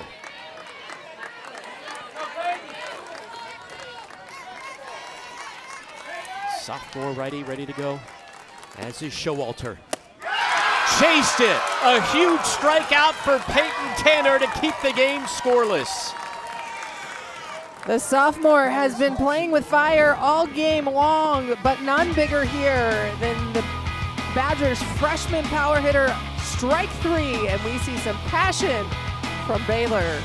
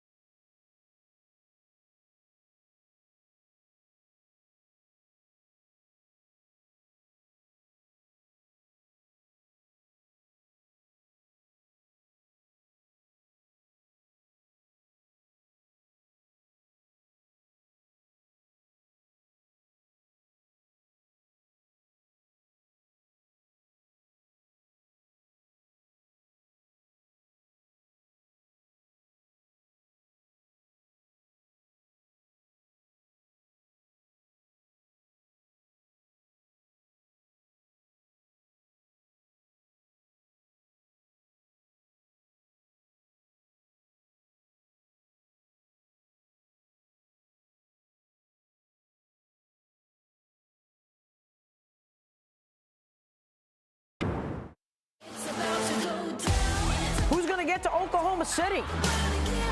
We are into the postseason.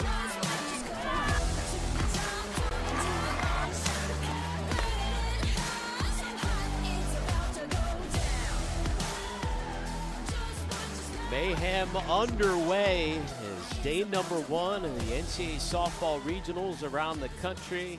Hot day, but not too bad here in Austin. The umbrella's out. The defending national champion Texas Longhorns will take the field later today at 3 p.m. Central against Wagner. Right now, a scoreless battle between Wisconsin and Baylor. This is the first time all season either team has entered the 6th inning locked in a scoreless tie. Combined, these two teams average more than 10 runs per contest. But a different story so far today, Kat.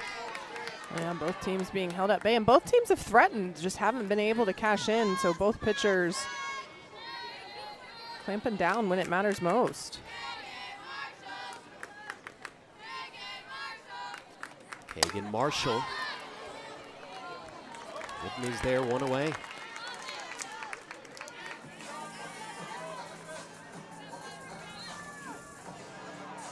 Some defensive changes for Wisconsin. Mackenzie Foster taking over in left field, and Crane moving from left to right to replace Lewis.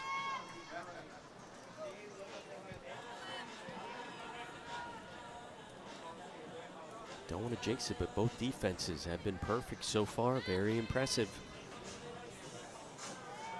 Of course, we know what that means. You said it. Pointing all fingers at you. Here comes Olivia Bittner, who walked in the 4th inning and flew out in the 2nd.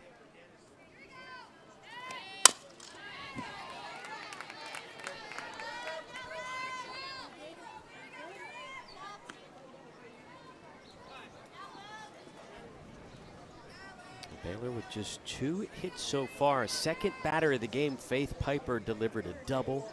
They got a single in the 4th inning off Jacobson.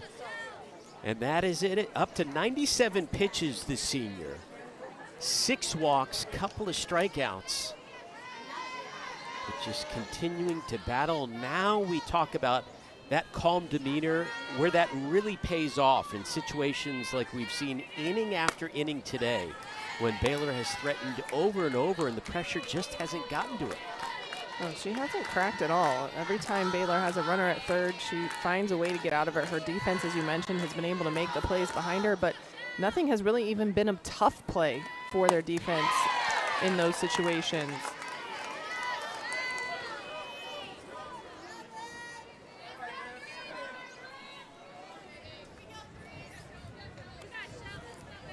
Beat Oregon, huge win in the Big Ten tournament. Was in the circle for that comeback victory against Purdue as well. And due to those efforts, named to the Big Ten All-Tournament team. No Badger players named to any of the All Big Ten regular season teams, and that was certainly bulletin board material for this Wisconsin program entering the weekend. Bittner over to second, grabbed by Whitten. She has been rock solid at second all game.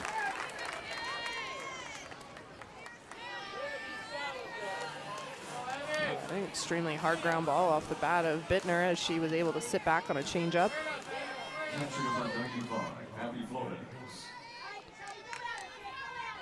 Two away for Abby Flores, the junior catcher. Celebrating her birthday in a few days. Monday, trying to give her team an early present here, locked in an opening battle between the Badgers and the Bears. Wisconsin, the 8th seed on their side of the bracket, and the number 2 seed in this Austin regional. Baylor seeded 3rd in this regional.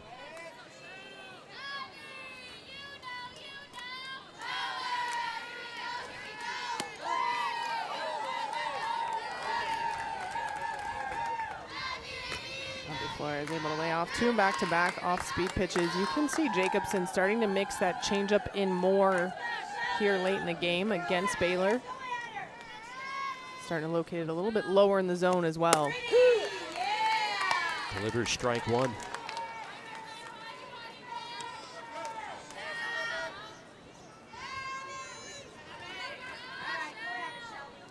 Has earned a walk in the second inning and chops one over to second.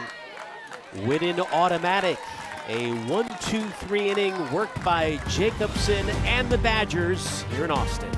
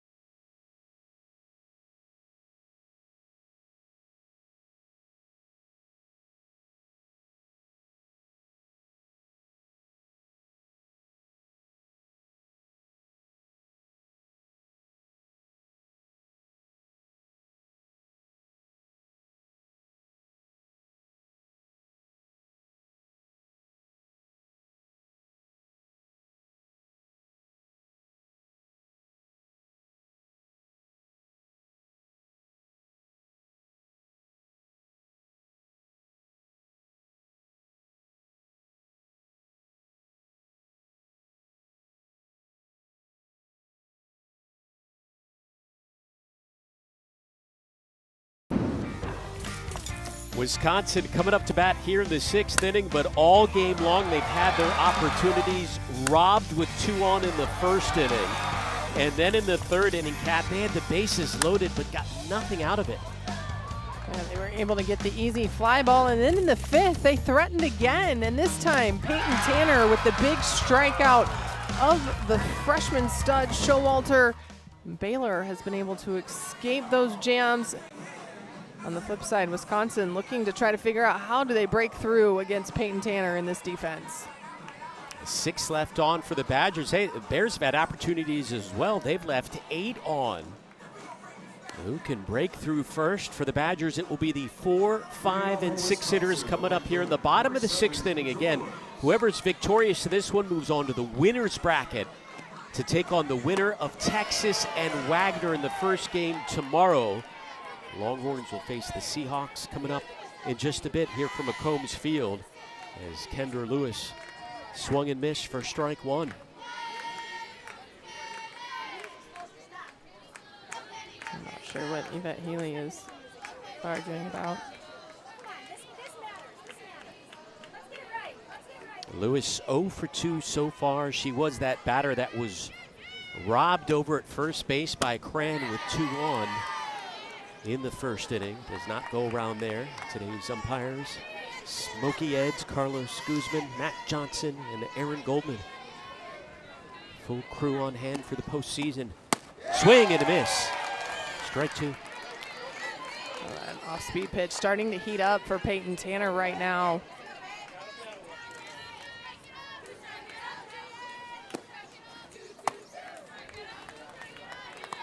I was expecting off-speed pitch number 3 right there. See if you can get Kendra Lewis swinging at it again.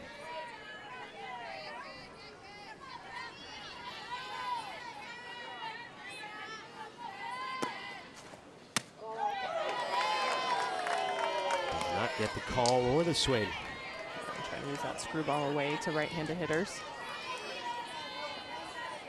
Starts it just a little too far out there.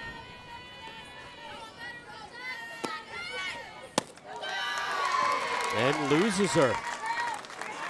The walk issued to Kendra Lewis. Want to remind you, all weekend long, the 7 Innings Live crew will keep you updated on the action from all 16 sites around the country. In this year's NCAA softball regionals, we've already seen crazy action and upset early. Second game of the regional. Stetson takes down Florida State handily, an 8-3 win by the Hatters. Stetson able to pull off that one. Everything else so far, top seeds have been in control.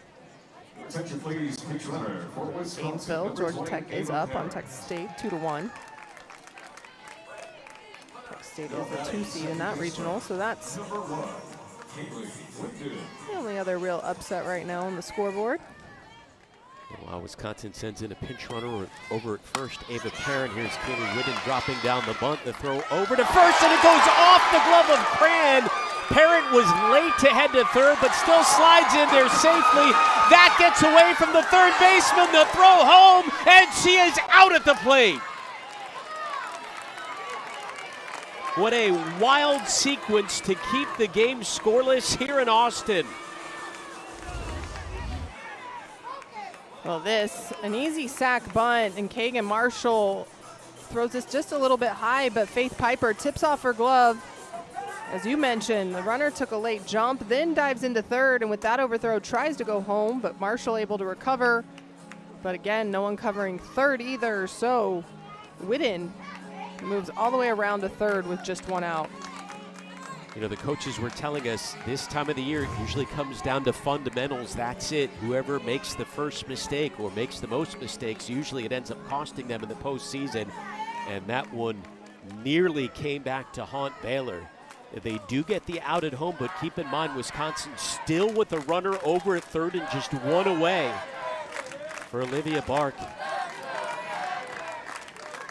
Perrin back in the dugout after getting thrown out at home, but the Badgers still threatening.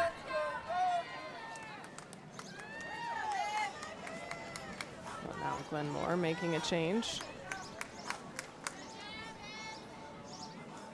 Sending Jensen BNA out to left field. Defensive replacement, BNA probably with a stronger arm, so if there's a sac fly in territory where they can possibly gun her at home, going with a better arm there behind home plate, or excuse me, out in left field. And coming up to bat with the go-ahead run over at third will be Olivia Bark, the junior. For the mainstay in the infield for the Badgers throughout her 3 years, more than 150 starts. Entered the day hitting better than 300.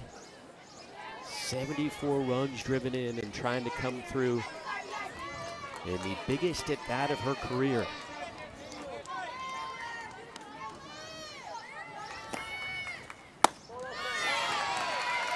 One and one.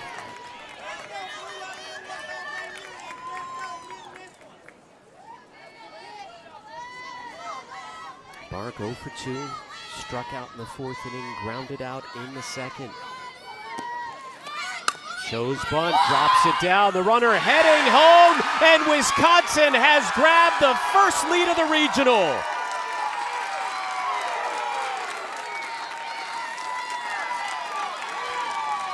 The Badgers finally break through in the bottom of the 6th inning. Well, if you watched Wisconsin softball, you know the squeeze play is something Yvette Healy uses quite a bit, and as soon as Peyton Tanner stood up to toss that overhand, Wisconsin had their first run. That's a play you have to stay low, shovel underhand, and give Abby Flores a chance to apply the tag. Every time Wisconsin has made an upset in a regional, that squeeze play has come into play. They did it against Oklahoma a handful of years ago with 2 outs and 2 strikes. So Yvette Healy will pull that card at any point in time. We had talked about this being the first time all year both of these teams had entered the 6th inning locked in a scoreless tie. Wisconsin finally takes advantage after an error in the previous at bat by the Bears. And even though Baylor threw out that runner Perrin at home, the runner at third base left on time. That call is being challenged by Wisconsin. so we do have our first challenge By of the Baylor. regional issued by Baylor. Well, Baylor going to make sure that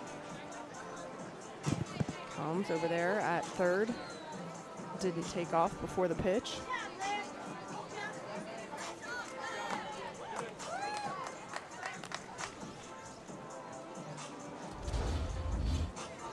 And another look over at third. she's actually a little bit late, which smartly waiting to make sure the ball gets down. I think this is going to be confirmed.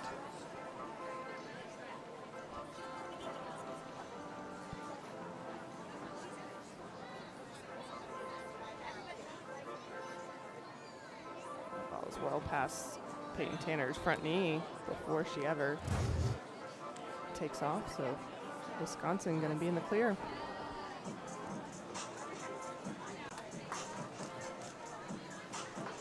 So again, the ruling on the field, the runner did not leave early. Glenn Moore issuing the challenge, our first challenge of the contest.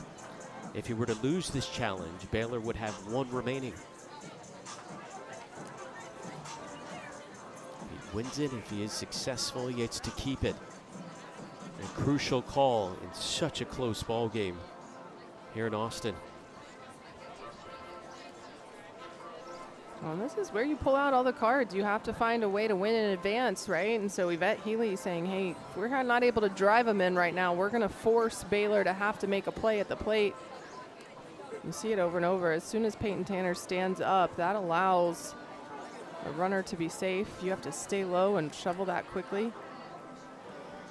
But for Baylor, you challenge this because why not? In the event that she possibly did leave early, then you win it. You get an out. Completely different situation at hand for you. And you're down to your last 3 outs once we hit the 7th inning regardless. Let's see what the call is. After review, the call on the field has been confirmed. Baylor still has one challenge left in the game. Call is confirmed. It stands. Announcement by Smokey Eds. Baylor down to their last challenge. Bark over at first.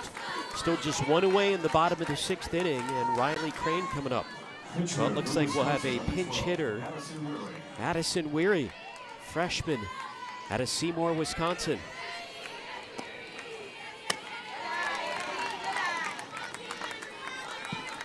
So Wisconsin, again, will be 3 outs away from moving into the winner's bracket once we hit the next inning. Left field, right at Vienne, the new left fielder. 2 away, and of course in a game like this, the lone run that has been scored is unearned. Just a wild sequence moments ago here in the bottom of the 6th inning. Right now, well, they changed it from initially 1 error to 2. By the Bears defense, which had been so good up until this frame. So 2 away for Danielle Lucy. And she takes ball 1. Well, 2 overthrows in 1 play. So not standard for Baylor, and it just shows as soon as Wisconsin put pressure on, they sped up and were unable to continue to maintain the composure. And probably why Yvette Healy also put the squeeze on. Hey, they're already kind of in a panic situation after that play. Let's go ahead and force them to continue to have to make plays. Wisconsin making their first appearance in an NCAA regional in 4 years. Now on the verge of picking up their first win of the postseason here in the 2026 regional.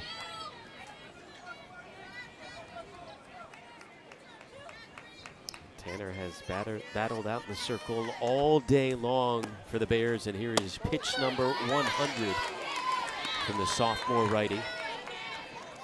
He's given up 3 hits, again that 1 run unearned, 5 strikeouts, and 5 walks for the transfer from Tennessee. Lucy to right field. And here we go, the Bears down to their last 3 outs. Baylor will have the 9 1-2 hitters coming up in the 7th.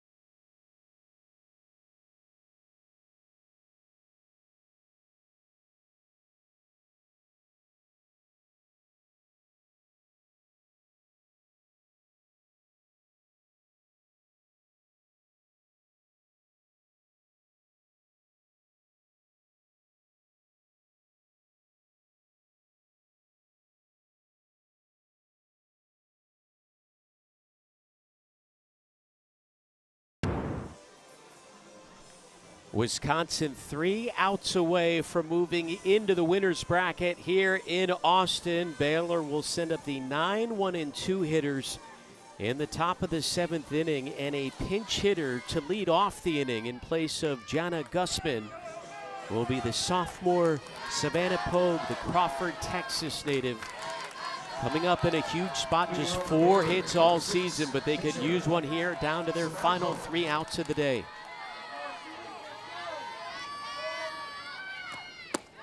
What a performance so far by Shelby Jacobson in the circle, the senior from Chicago. Has fought hard out there despite 6 walks, no runs allowed, just 2 hits, and a couple of strikeouts to boot. Chopped over to third. 1 away. 3 consecutive groundouts induced by Jacobson, who was looking rocky in the early innings but has settled down over the last 2. Jacobson really has been able to come back in the count despite still working lower part of the zone, not getting the calls below the knees. They're able to trust that curveball, that off speed a little bit better. This is to Brooklyn Carter, the speedster, who they have kept off the bases, 0 for 3. Second in the Big 12 this year in stolen bases. And they just haven't allowed her to reach.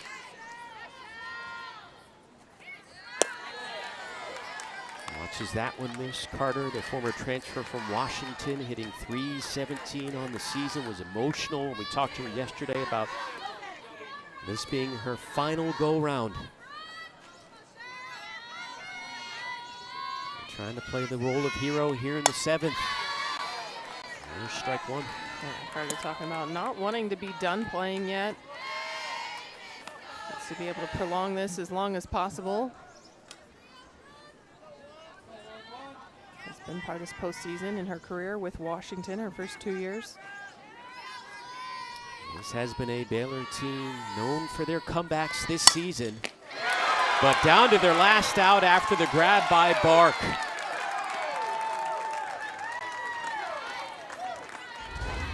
Defense for the Badgers coming up big. Well, Carter slices this one hard, but just right at Bark, well positioned there to make that play. So it'll be up to Faith Piper, who has reached twice. This Baylor team 4 wins this year when trailing, entering the 7th, but again down to their final out of the opening contest to the Austin Regional. Piper doubled back in the 1st inning and walked in the 5th. Sophomore out of Katy, Texas. I think despite that being a strike called by Smokey Eads behind home plate, Aaron Goldman, I believe, called an illegal pitch. So the count is 1-0 instead of the reverse. Make it 2-0. Piper has been one of the team's most impactful hitters this year. 12 doubles on the season. A .309 hitter for a squad that at times has been looking desperately for offense. Slices one foul and past a diving Foster as the game continues. Baylor now down to their final strike. Great effort by Foster, who came in last inning as a defensive replacement.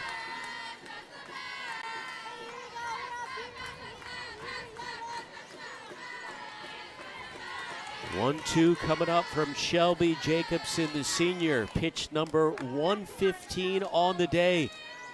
Will it be her last? Count evened up with 2 away.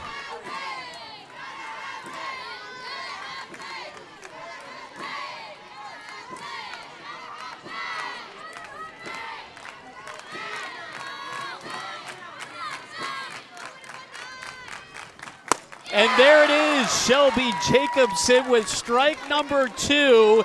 and she is one strike away from picking up the biggest victory of her career. They had her on the ropes at times earlier today, but now looking to finish off the Bears in the opener. But Piper sends it towards the gap, and it'll drop in between Lucy and Foster. The Bears have life here in the 7th.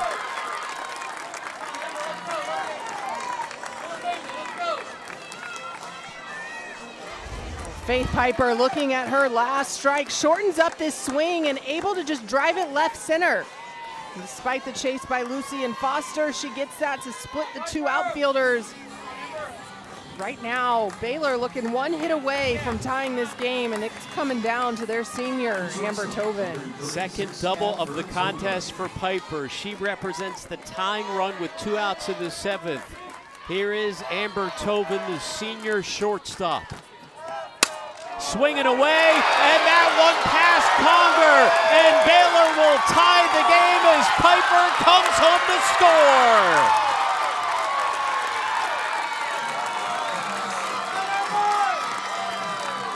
What a rally yet again this year by the Cardiac kids from Waco. Well, backs against the wall, the senior delivers. You can tell she's looking for an outside pitch.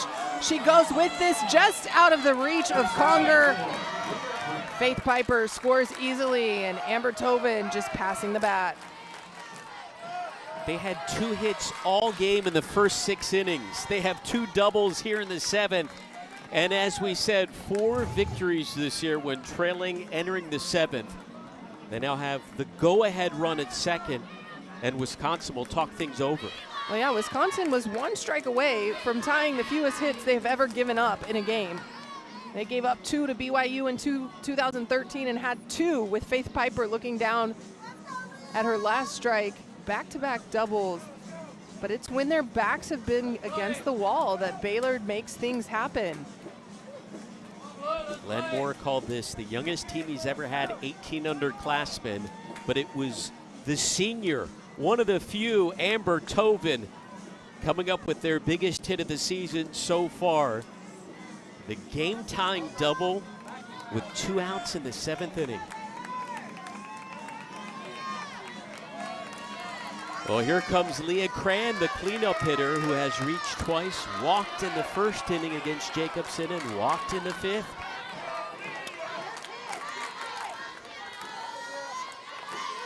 The junior first baseman out of Corpus Christi.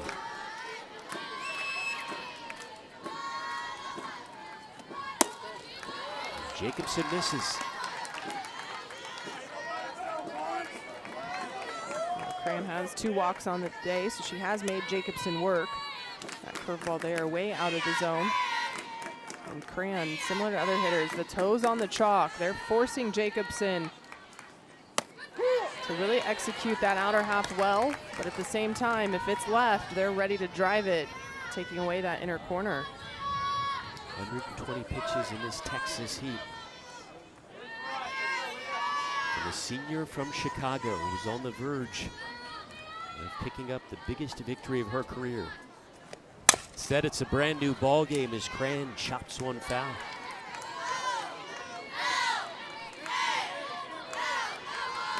Well, Texas and Wagner were set to get underway at 3 p.m. Central. That's going to get pushed back until approximately about a half hour after the conclusion of this one.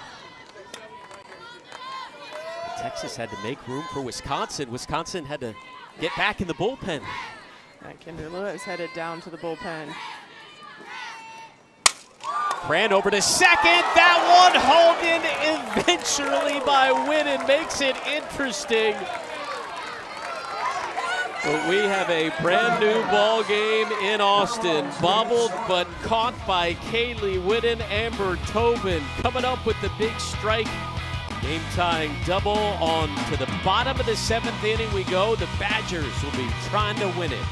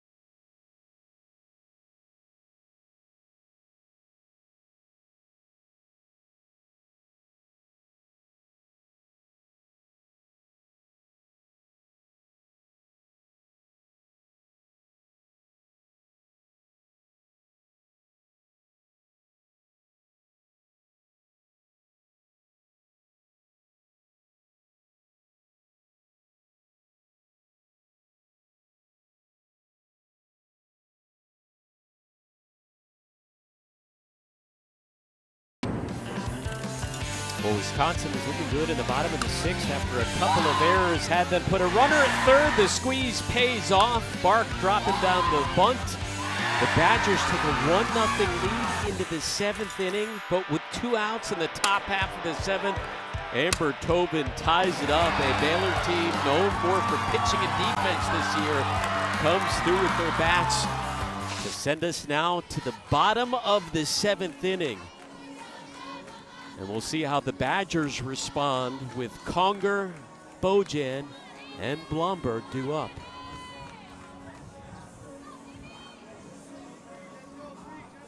Well, you saw Wisconsin unable to manufacture runs and said, hey, we're going to go ahead and go to the short game. Meanwhile, Baylor displaying that little bit of power, back-to-back doubles.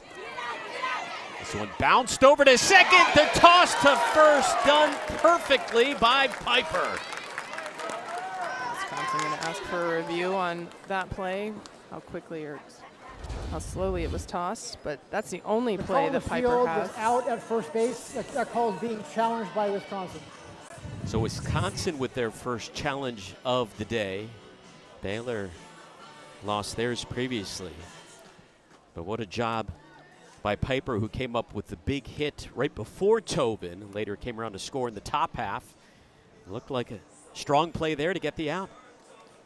I believe this is going to be confirmed. You see Cran able to glove that right there before the foot gets down, but it is bang bang. It's going to be crucial to try to get a run any which way you can, but right there's the best freeze frame, ball and glove, foot not on the bag yet.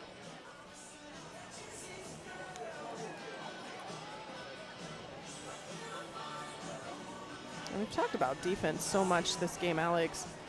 A year ago, Baylor had one of the best middle infield duos in Tobin, Presley Pylon. Presley Pylon. I was about to draw a blank, but Faith Piper has done such a great job filling shoes of Presley Pylon, who's one of the best middles Glenmore's ever had. After further review, the call in the field has been confirmed.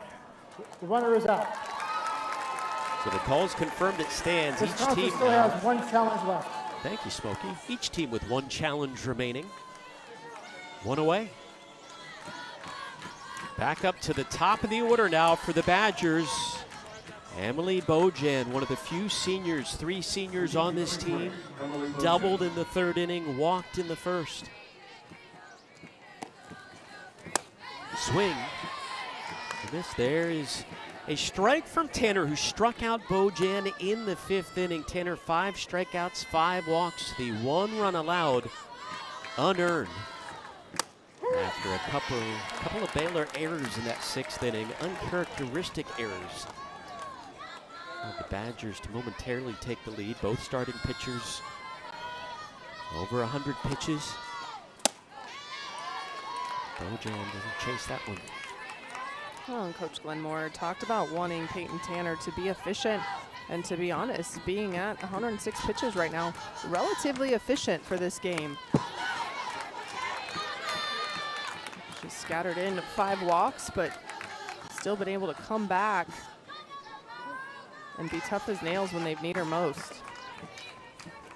Glenmore making his 17th appearance in an NCAA regional. This one going down to the wire.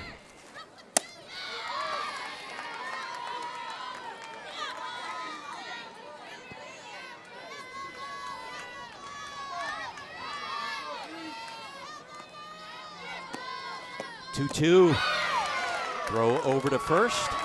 2 away. That off-speed pitch right there by Peyton Tanner. It mirrored her curve. She was going curve out, curve out, curve out, able to throw that pitch outside as well, but down in the zone to see if they can get Bojan to swing over top of it. Nice execution there.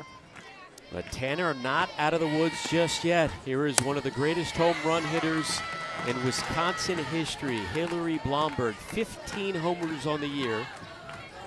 Tied for the most in a single season in program history. And 2nd all time. With 34, there was a home run swing and a miss.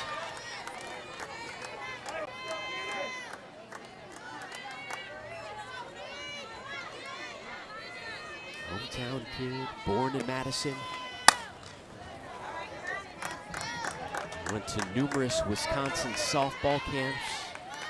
Broke out into tears when they finally made her an offer. Her sister transferred in to join the team from South Dakota State in the offseason. Her whole career with the Badgers has been a dream come true.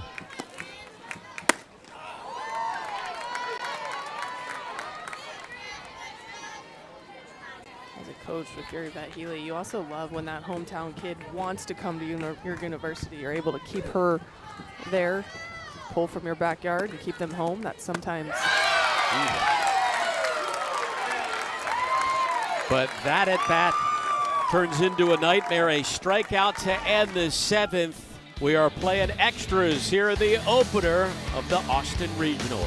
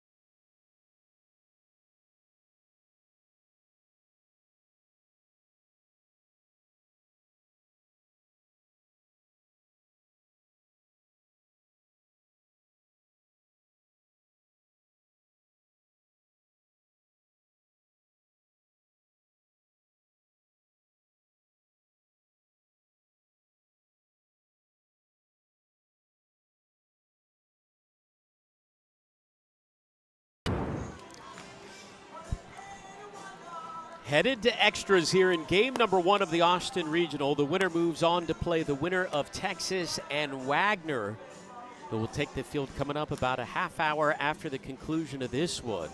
When you talk about extra innings in the history of these two programs in the postseason, Baylor 4-3 in extras in NCAA tournament history. The Badgers 2-2. Who has the momentum right now, Kat? Well, right now I think Baylor has the momentum, having been able to score in the 7th. Peyton Tanner with the 2 strikeouts there in the bottom of the 7th. But really, no one has grabbed it in this game. Right when Wisconsin had it, Baylor was able to come back, so it's been teetering on both sides. But it's there for the taking if Baylor wants to go ahead and use the top of the 8th to grab it. 5, 6, and 7 hitters due up for Glenmore and the Bears. Samaya Jones leading off. She's 1 for 3 with a single in the 4th inning. How about the performance in the circle by the senior Shelby Jacobson? She's thrown 122 pitches. Her season high is 146 in a game. Jones ready to go as we begin the 8th. Jacobson had been so good in the first 6 innings, holding this Baylor offense to just 2 hits, a single and a double, but back-to-back doubles off of her in the 7th, tied the game.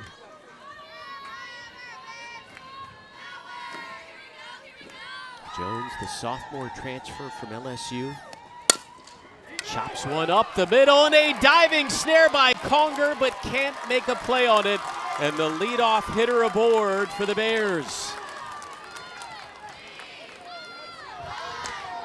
Well, you've mentioned, Alex, we talked to Brooklyn Carter and some of her teammates. They said Samaya Jones is the most underrated player because she is catching fire late in the season. Able to chop this one up the middle, and the speed Jones had, there was no play for her at first base. But Samaya Jones being the base runner that Baylor needs on early in this inning. Keep in mind, this is one of the fastest teams in the Big 12, second in stolen bases. And Jones is second on the team in stolen bases. Will she go with Kagan Marshall, the powerful sophomore, at the plate?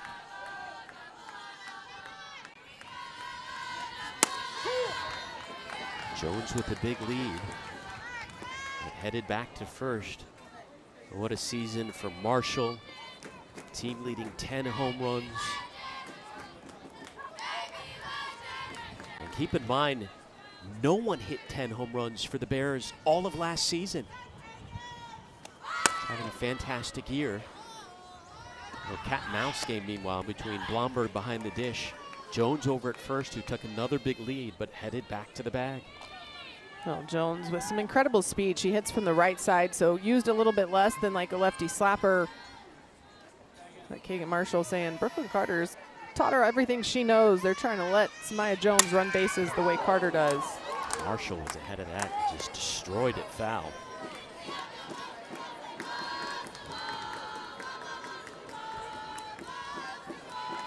Storied high school career growing up about 5 miles from Waco. 22 home runs last year high school. Tied for the most in the nation. Runner is going, the throw to second, just a little too wide of the bag. And Jones is in scoring position representing the go-ahead run. Well, Samaya Jones takes off, and Coach Glenn Moore had been putting her in motion. There was a hit and run earlier. This time, Samaya Jones takes off on a changeup, gets her a couple extra steps. The throw wide of the bag, and she's safe, but Wisconsin going to make sure she left on time. The call on the field is that the runner at first base did not leave early. That call is being challenged by Wisconsin. So Wisconsin using their final challenge. If they end up losing it, they have none remaining. If they are successful, get to keep it. Big spot here in the 8th inning. Mentioned how Jones had been taking big leads. Did she leave early? She's moving. It's when does that foot come off the bag? I don't think that foot comes off the bag. That's close, but I don't think it comes off the bag before the release. I think she gets a couple steps because of the changeup. Should be a pretty good angle to tell.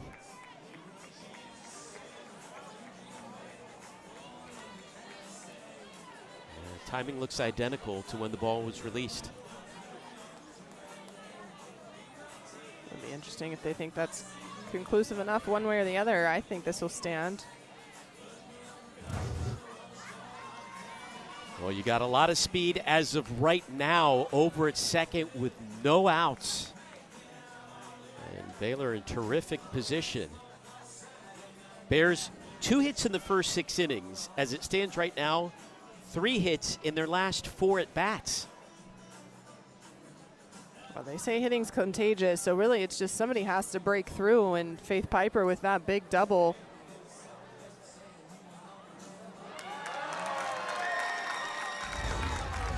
Both sides are cheering. Both sides think that this is going to go their way as they play the replay on the big screen.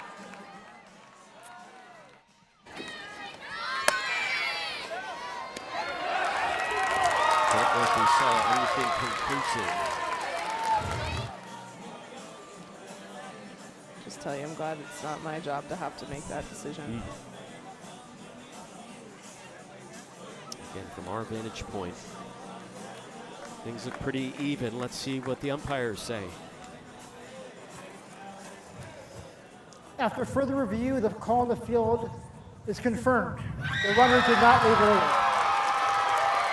Well, now Wisconsin is That in a is bind. They Wisconsin's lose final challenge of the game. their final challenge. Out of challenges, Baylor has the go-ahead run over at second with no outs. Again, Baylor the visiting team in this one, so Wisconsin will, no matter what, get to bat in the bottom of the 8th inning. The count is 2-2 to Keegan Marshall.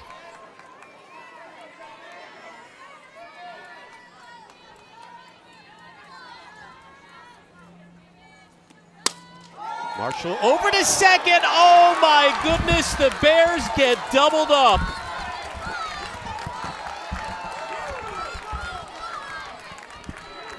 Whitten made the grab, stepped on the bag, and just like that, the threat is over. Keegan Marshall puts a charge in this one, but the placement of that just perfect for Whitten to be able to catch that. And Samaya Jones off to the races as soon as she hears contact. What looked like a Baylor threat ends up being an easy 2 for the Badgers. I know the result, but was that the right play by Jones to take off at the crack of the bat? Well, Jones was getting a heavy lead regardless because Baylor wants her to score. So in that situation, with the ball behind her, you can't really see where it's at. So she was going to have to pause and turn around. I think even if her lead was a little bit shorter, Whitten had her. Olivia Bittner to left field. That one is going to bounce off the base of the wall. And how about Olivia Bittner sliding in with the 2-out double? A little bittersweet there, considering that would have easily scored Samaya Jones. Jones was on second. She trots home easily on this, but Bittner, we've talked about the power she has. She displays it here. Baylor just passing the bat and allowing this momentum to continue down the lineup. Well, this fourth time through the order, they are really breaking through against Jacobson. You wonder how much longer she's going to stay out there. Over 130 pitches. And Baylor with 4 hits in their last 6 at-bats against her, including 3 doubles. Here is Abby Flores, who walked in the second. Go-ahead run at second in the form of Bittner. Well, the last 3 lefties have all hit the ball in the same place, that left center gap. Faith Piper, Amber Tovin, and Bittner have all driven that gap right there. So you see the lefties adjusting to the pitches of Jacobson.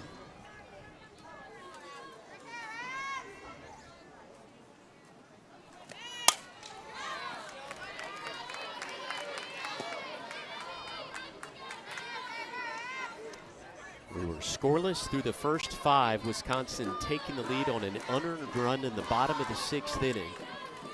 Baylor earning theirs in the top of the 7th.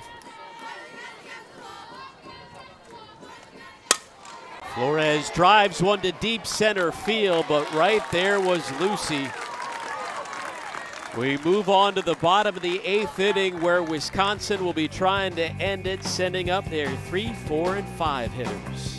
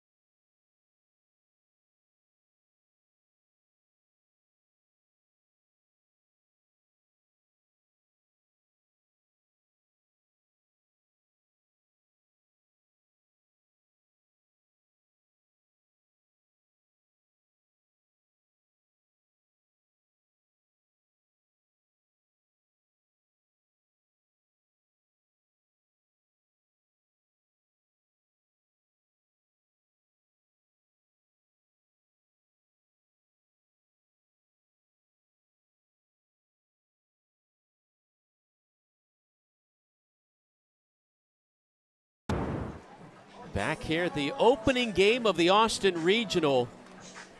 Wisconsin sending up their 3, 4, and 5 hitters. Jacqueline Showalter, Kendra Lewis, Kaylee Whitten trying to end it here in the bottom of the 8th inning. The winner heads into the winner's bracket to play in the first game of the day tomorrow against the winner of Texas and Wagner, who have been waiting for a while now. They were set to get started right about now. That game has been pushed back.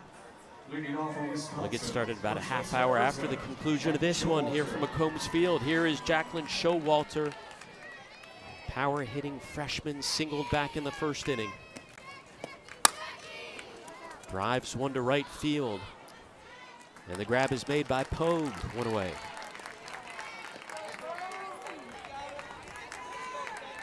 We've talked about injuries for Baylor, and Carrington Dawson went down in their series against Houston, one of their sure-handed outfielders. So right field has been a little bit of a revolving door. Samaya Jones used to hold that down while Dawson was in left. They moved. That went off the bat of Kendra Lewis and fielded calmly by Tanner. Couple of pitches, couple of outs. Well, interesting enough, Wisconsin needs a base runner, but 2 pitches, 2 outs. If you're Peyton Tanner, that's what you love to see. Well, here comes Kaylee Whitten with 2 away. Her sparkling defense kept the game alive in the top half of this frame moments ago. She doesn't swing at the first pitch, unlike previous 2 batters. There's a runner on second with no outs for the Bears, and Whitten makes the grab, steps on the bag.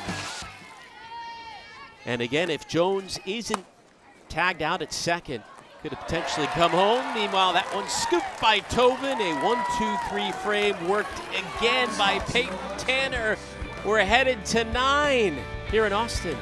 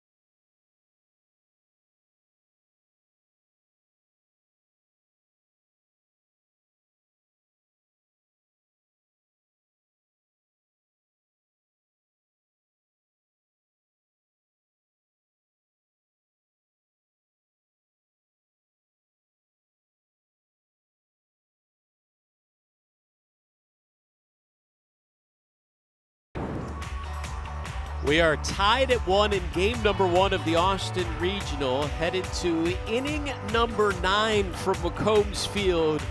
The visiting team Baylor due up Wisconsin, the home team. Poor Texas, they've been standing over there for about an hour. Tegan Caban and company, the defending national champs, waiting to take the field against Wagner for their opening contest.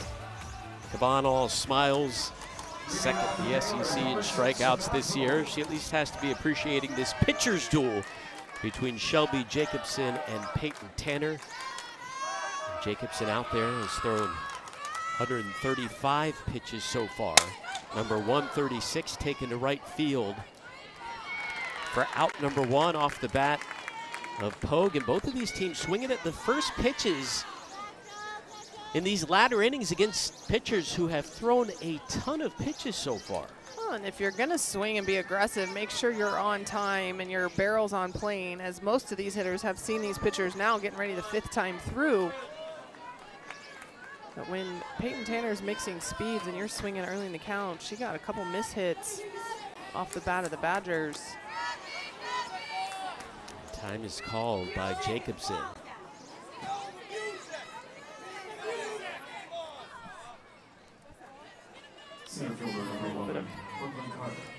Arguing going on, not sure.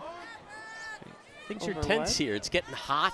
People are anxious to see who wins this game. The Texas fans are anxious. They're sitting in the stands. Meanwhile, Brooklyn Carter gives one a ride to deep center field. Backing up, making the grab was Lucy on the track. The wind helping that one push back a bit.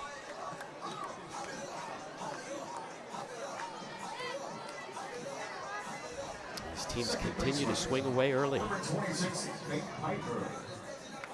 Here is Faith Piper, who scored the tying run in the 7th inning after doubling before that. The 7th inning was identical.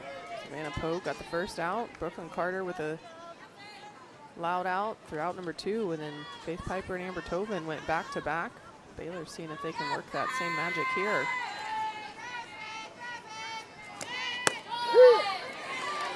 1-1 from Jacobson. A couple of strikeouts for the senior, 6 hits allowed. 1 earned, 6 free passes.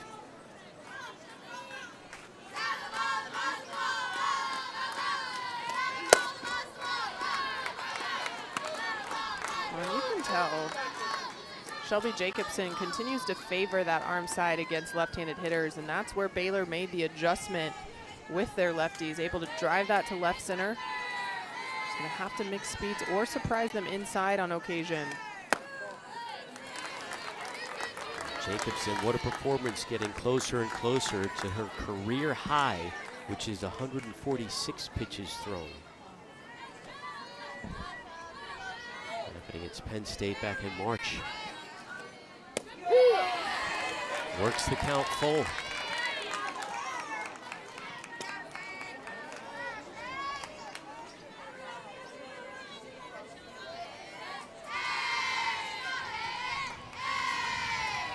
Payoff pitch on the way to Faith Piper. Piper up the middle, handled easily by Jacobson. Both pitchers working 1, 2, 3 frames. Onto the bottom half of the 9th we go.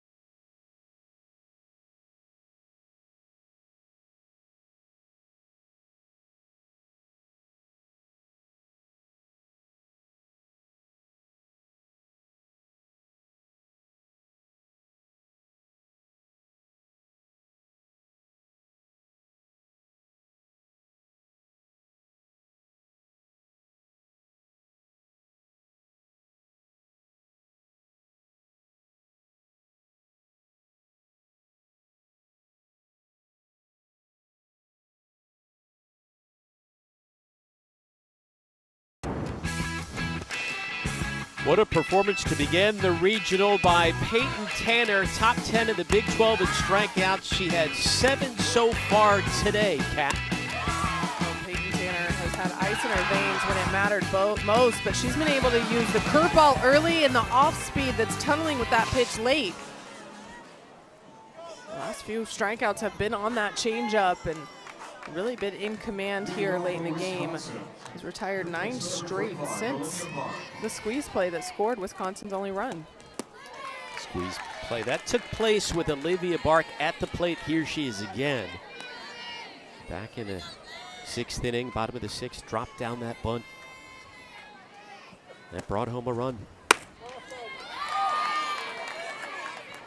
Wisconsin was swinging away early at the first pitches in the last inning, changing up the strategy here in the 9th. Tanner up to 120 on the day. Ball 3. Much different approach for Wisconsin here. Last half inning, they came out, swung first 2 pitches they saw. This time, Olivia Bark working the count.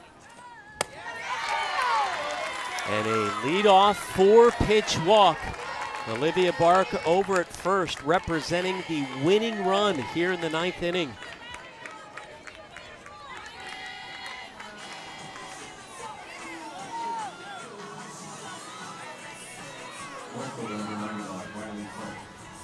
So here is Riley Crane. Corners playing in as Crane drops down the bunt. The throw over to first. They get the out, but advance the runner Bark into scoring position.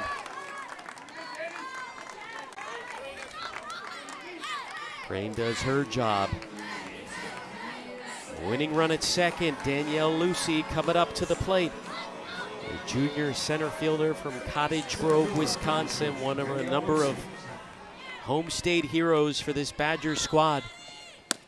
Trying to come through yet again. That one, nice job by Piper keeping that one from going to center field.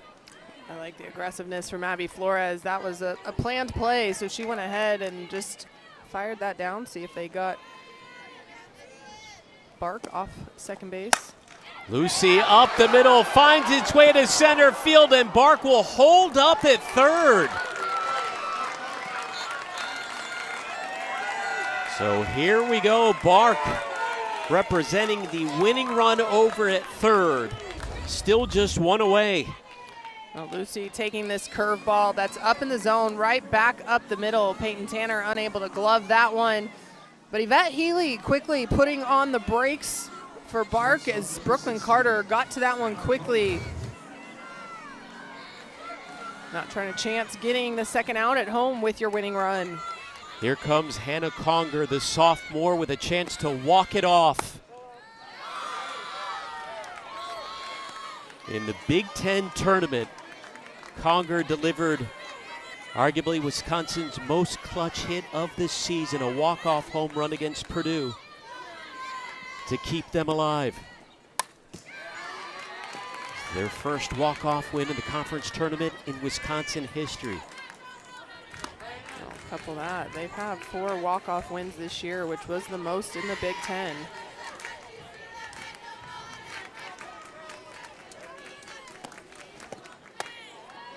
And the count goes 2-1 to Conger. Went yard twice in the Big Ten tournament after hitting just 2 home runs the entire regular season. Can she come through here in the 9th? Showing patience. Right now is where Peyton Tanner needs to be her most efficient. You see she's trying to use that curveball, but it's going off the plate too far.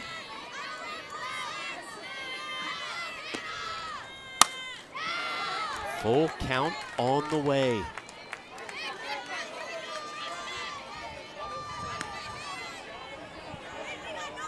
I wouldn't be surprised here to see that Healy put this runner in motion regardless of what Conger does. Try to force Baylor to have to make some plays. Conger to right field, and Wisconsin will walk it off for the 3rd time in tournament history.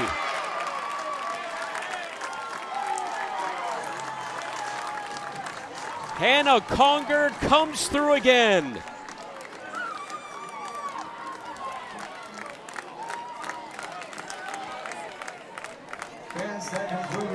Such a huge moment for the sophomore. Hadn't delivered a hit yet today.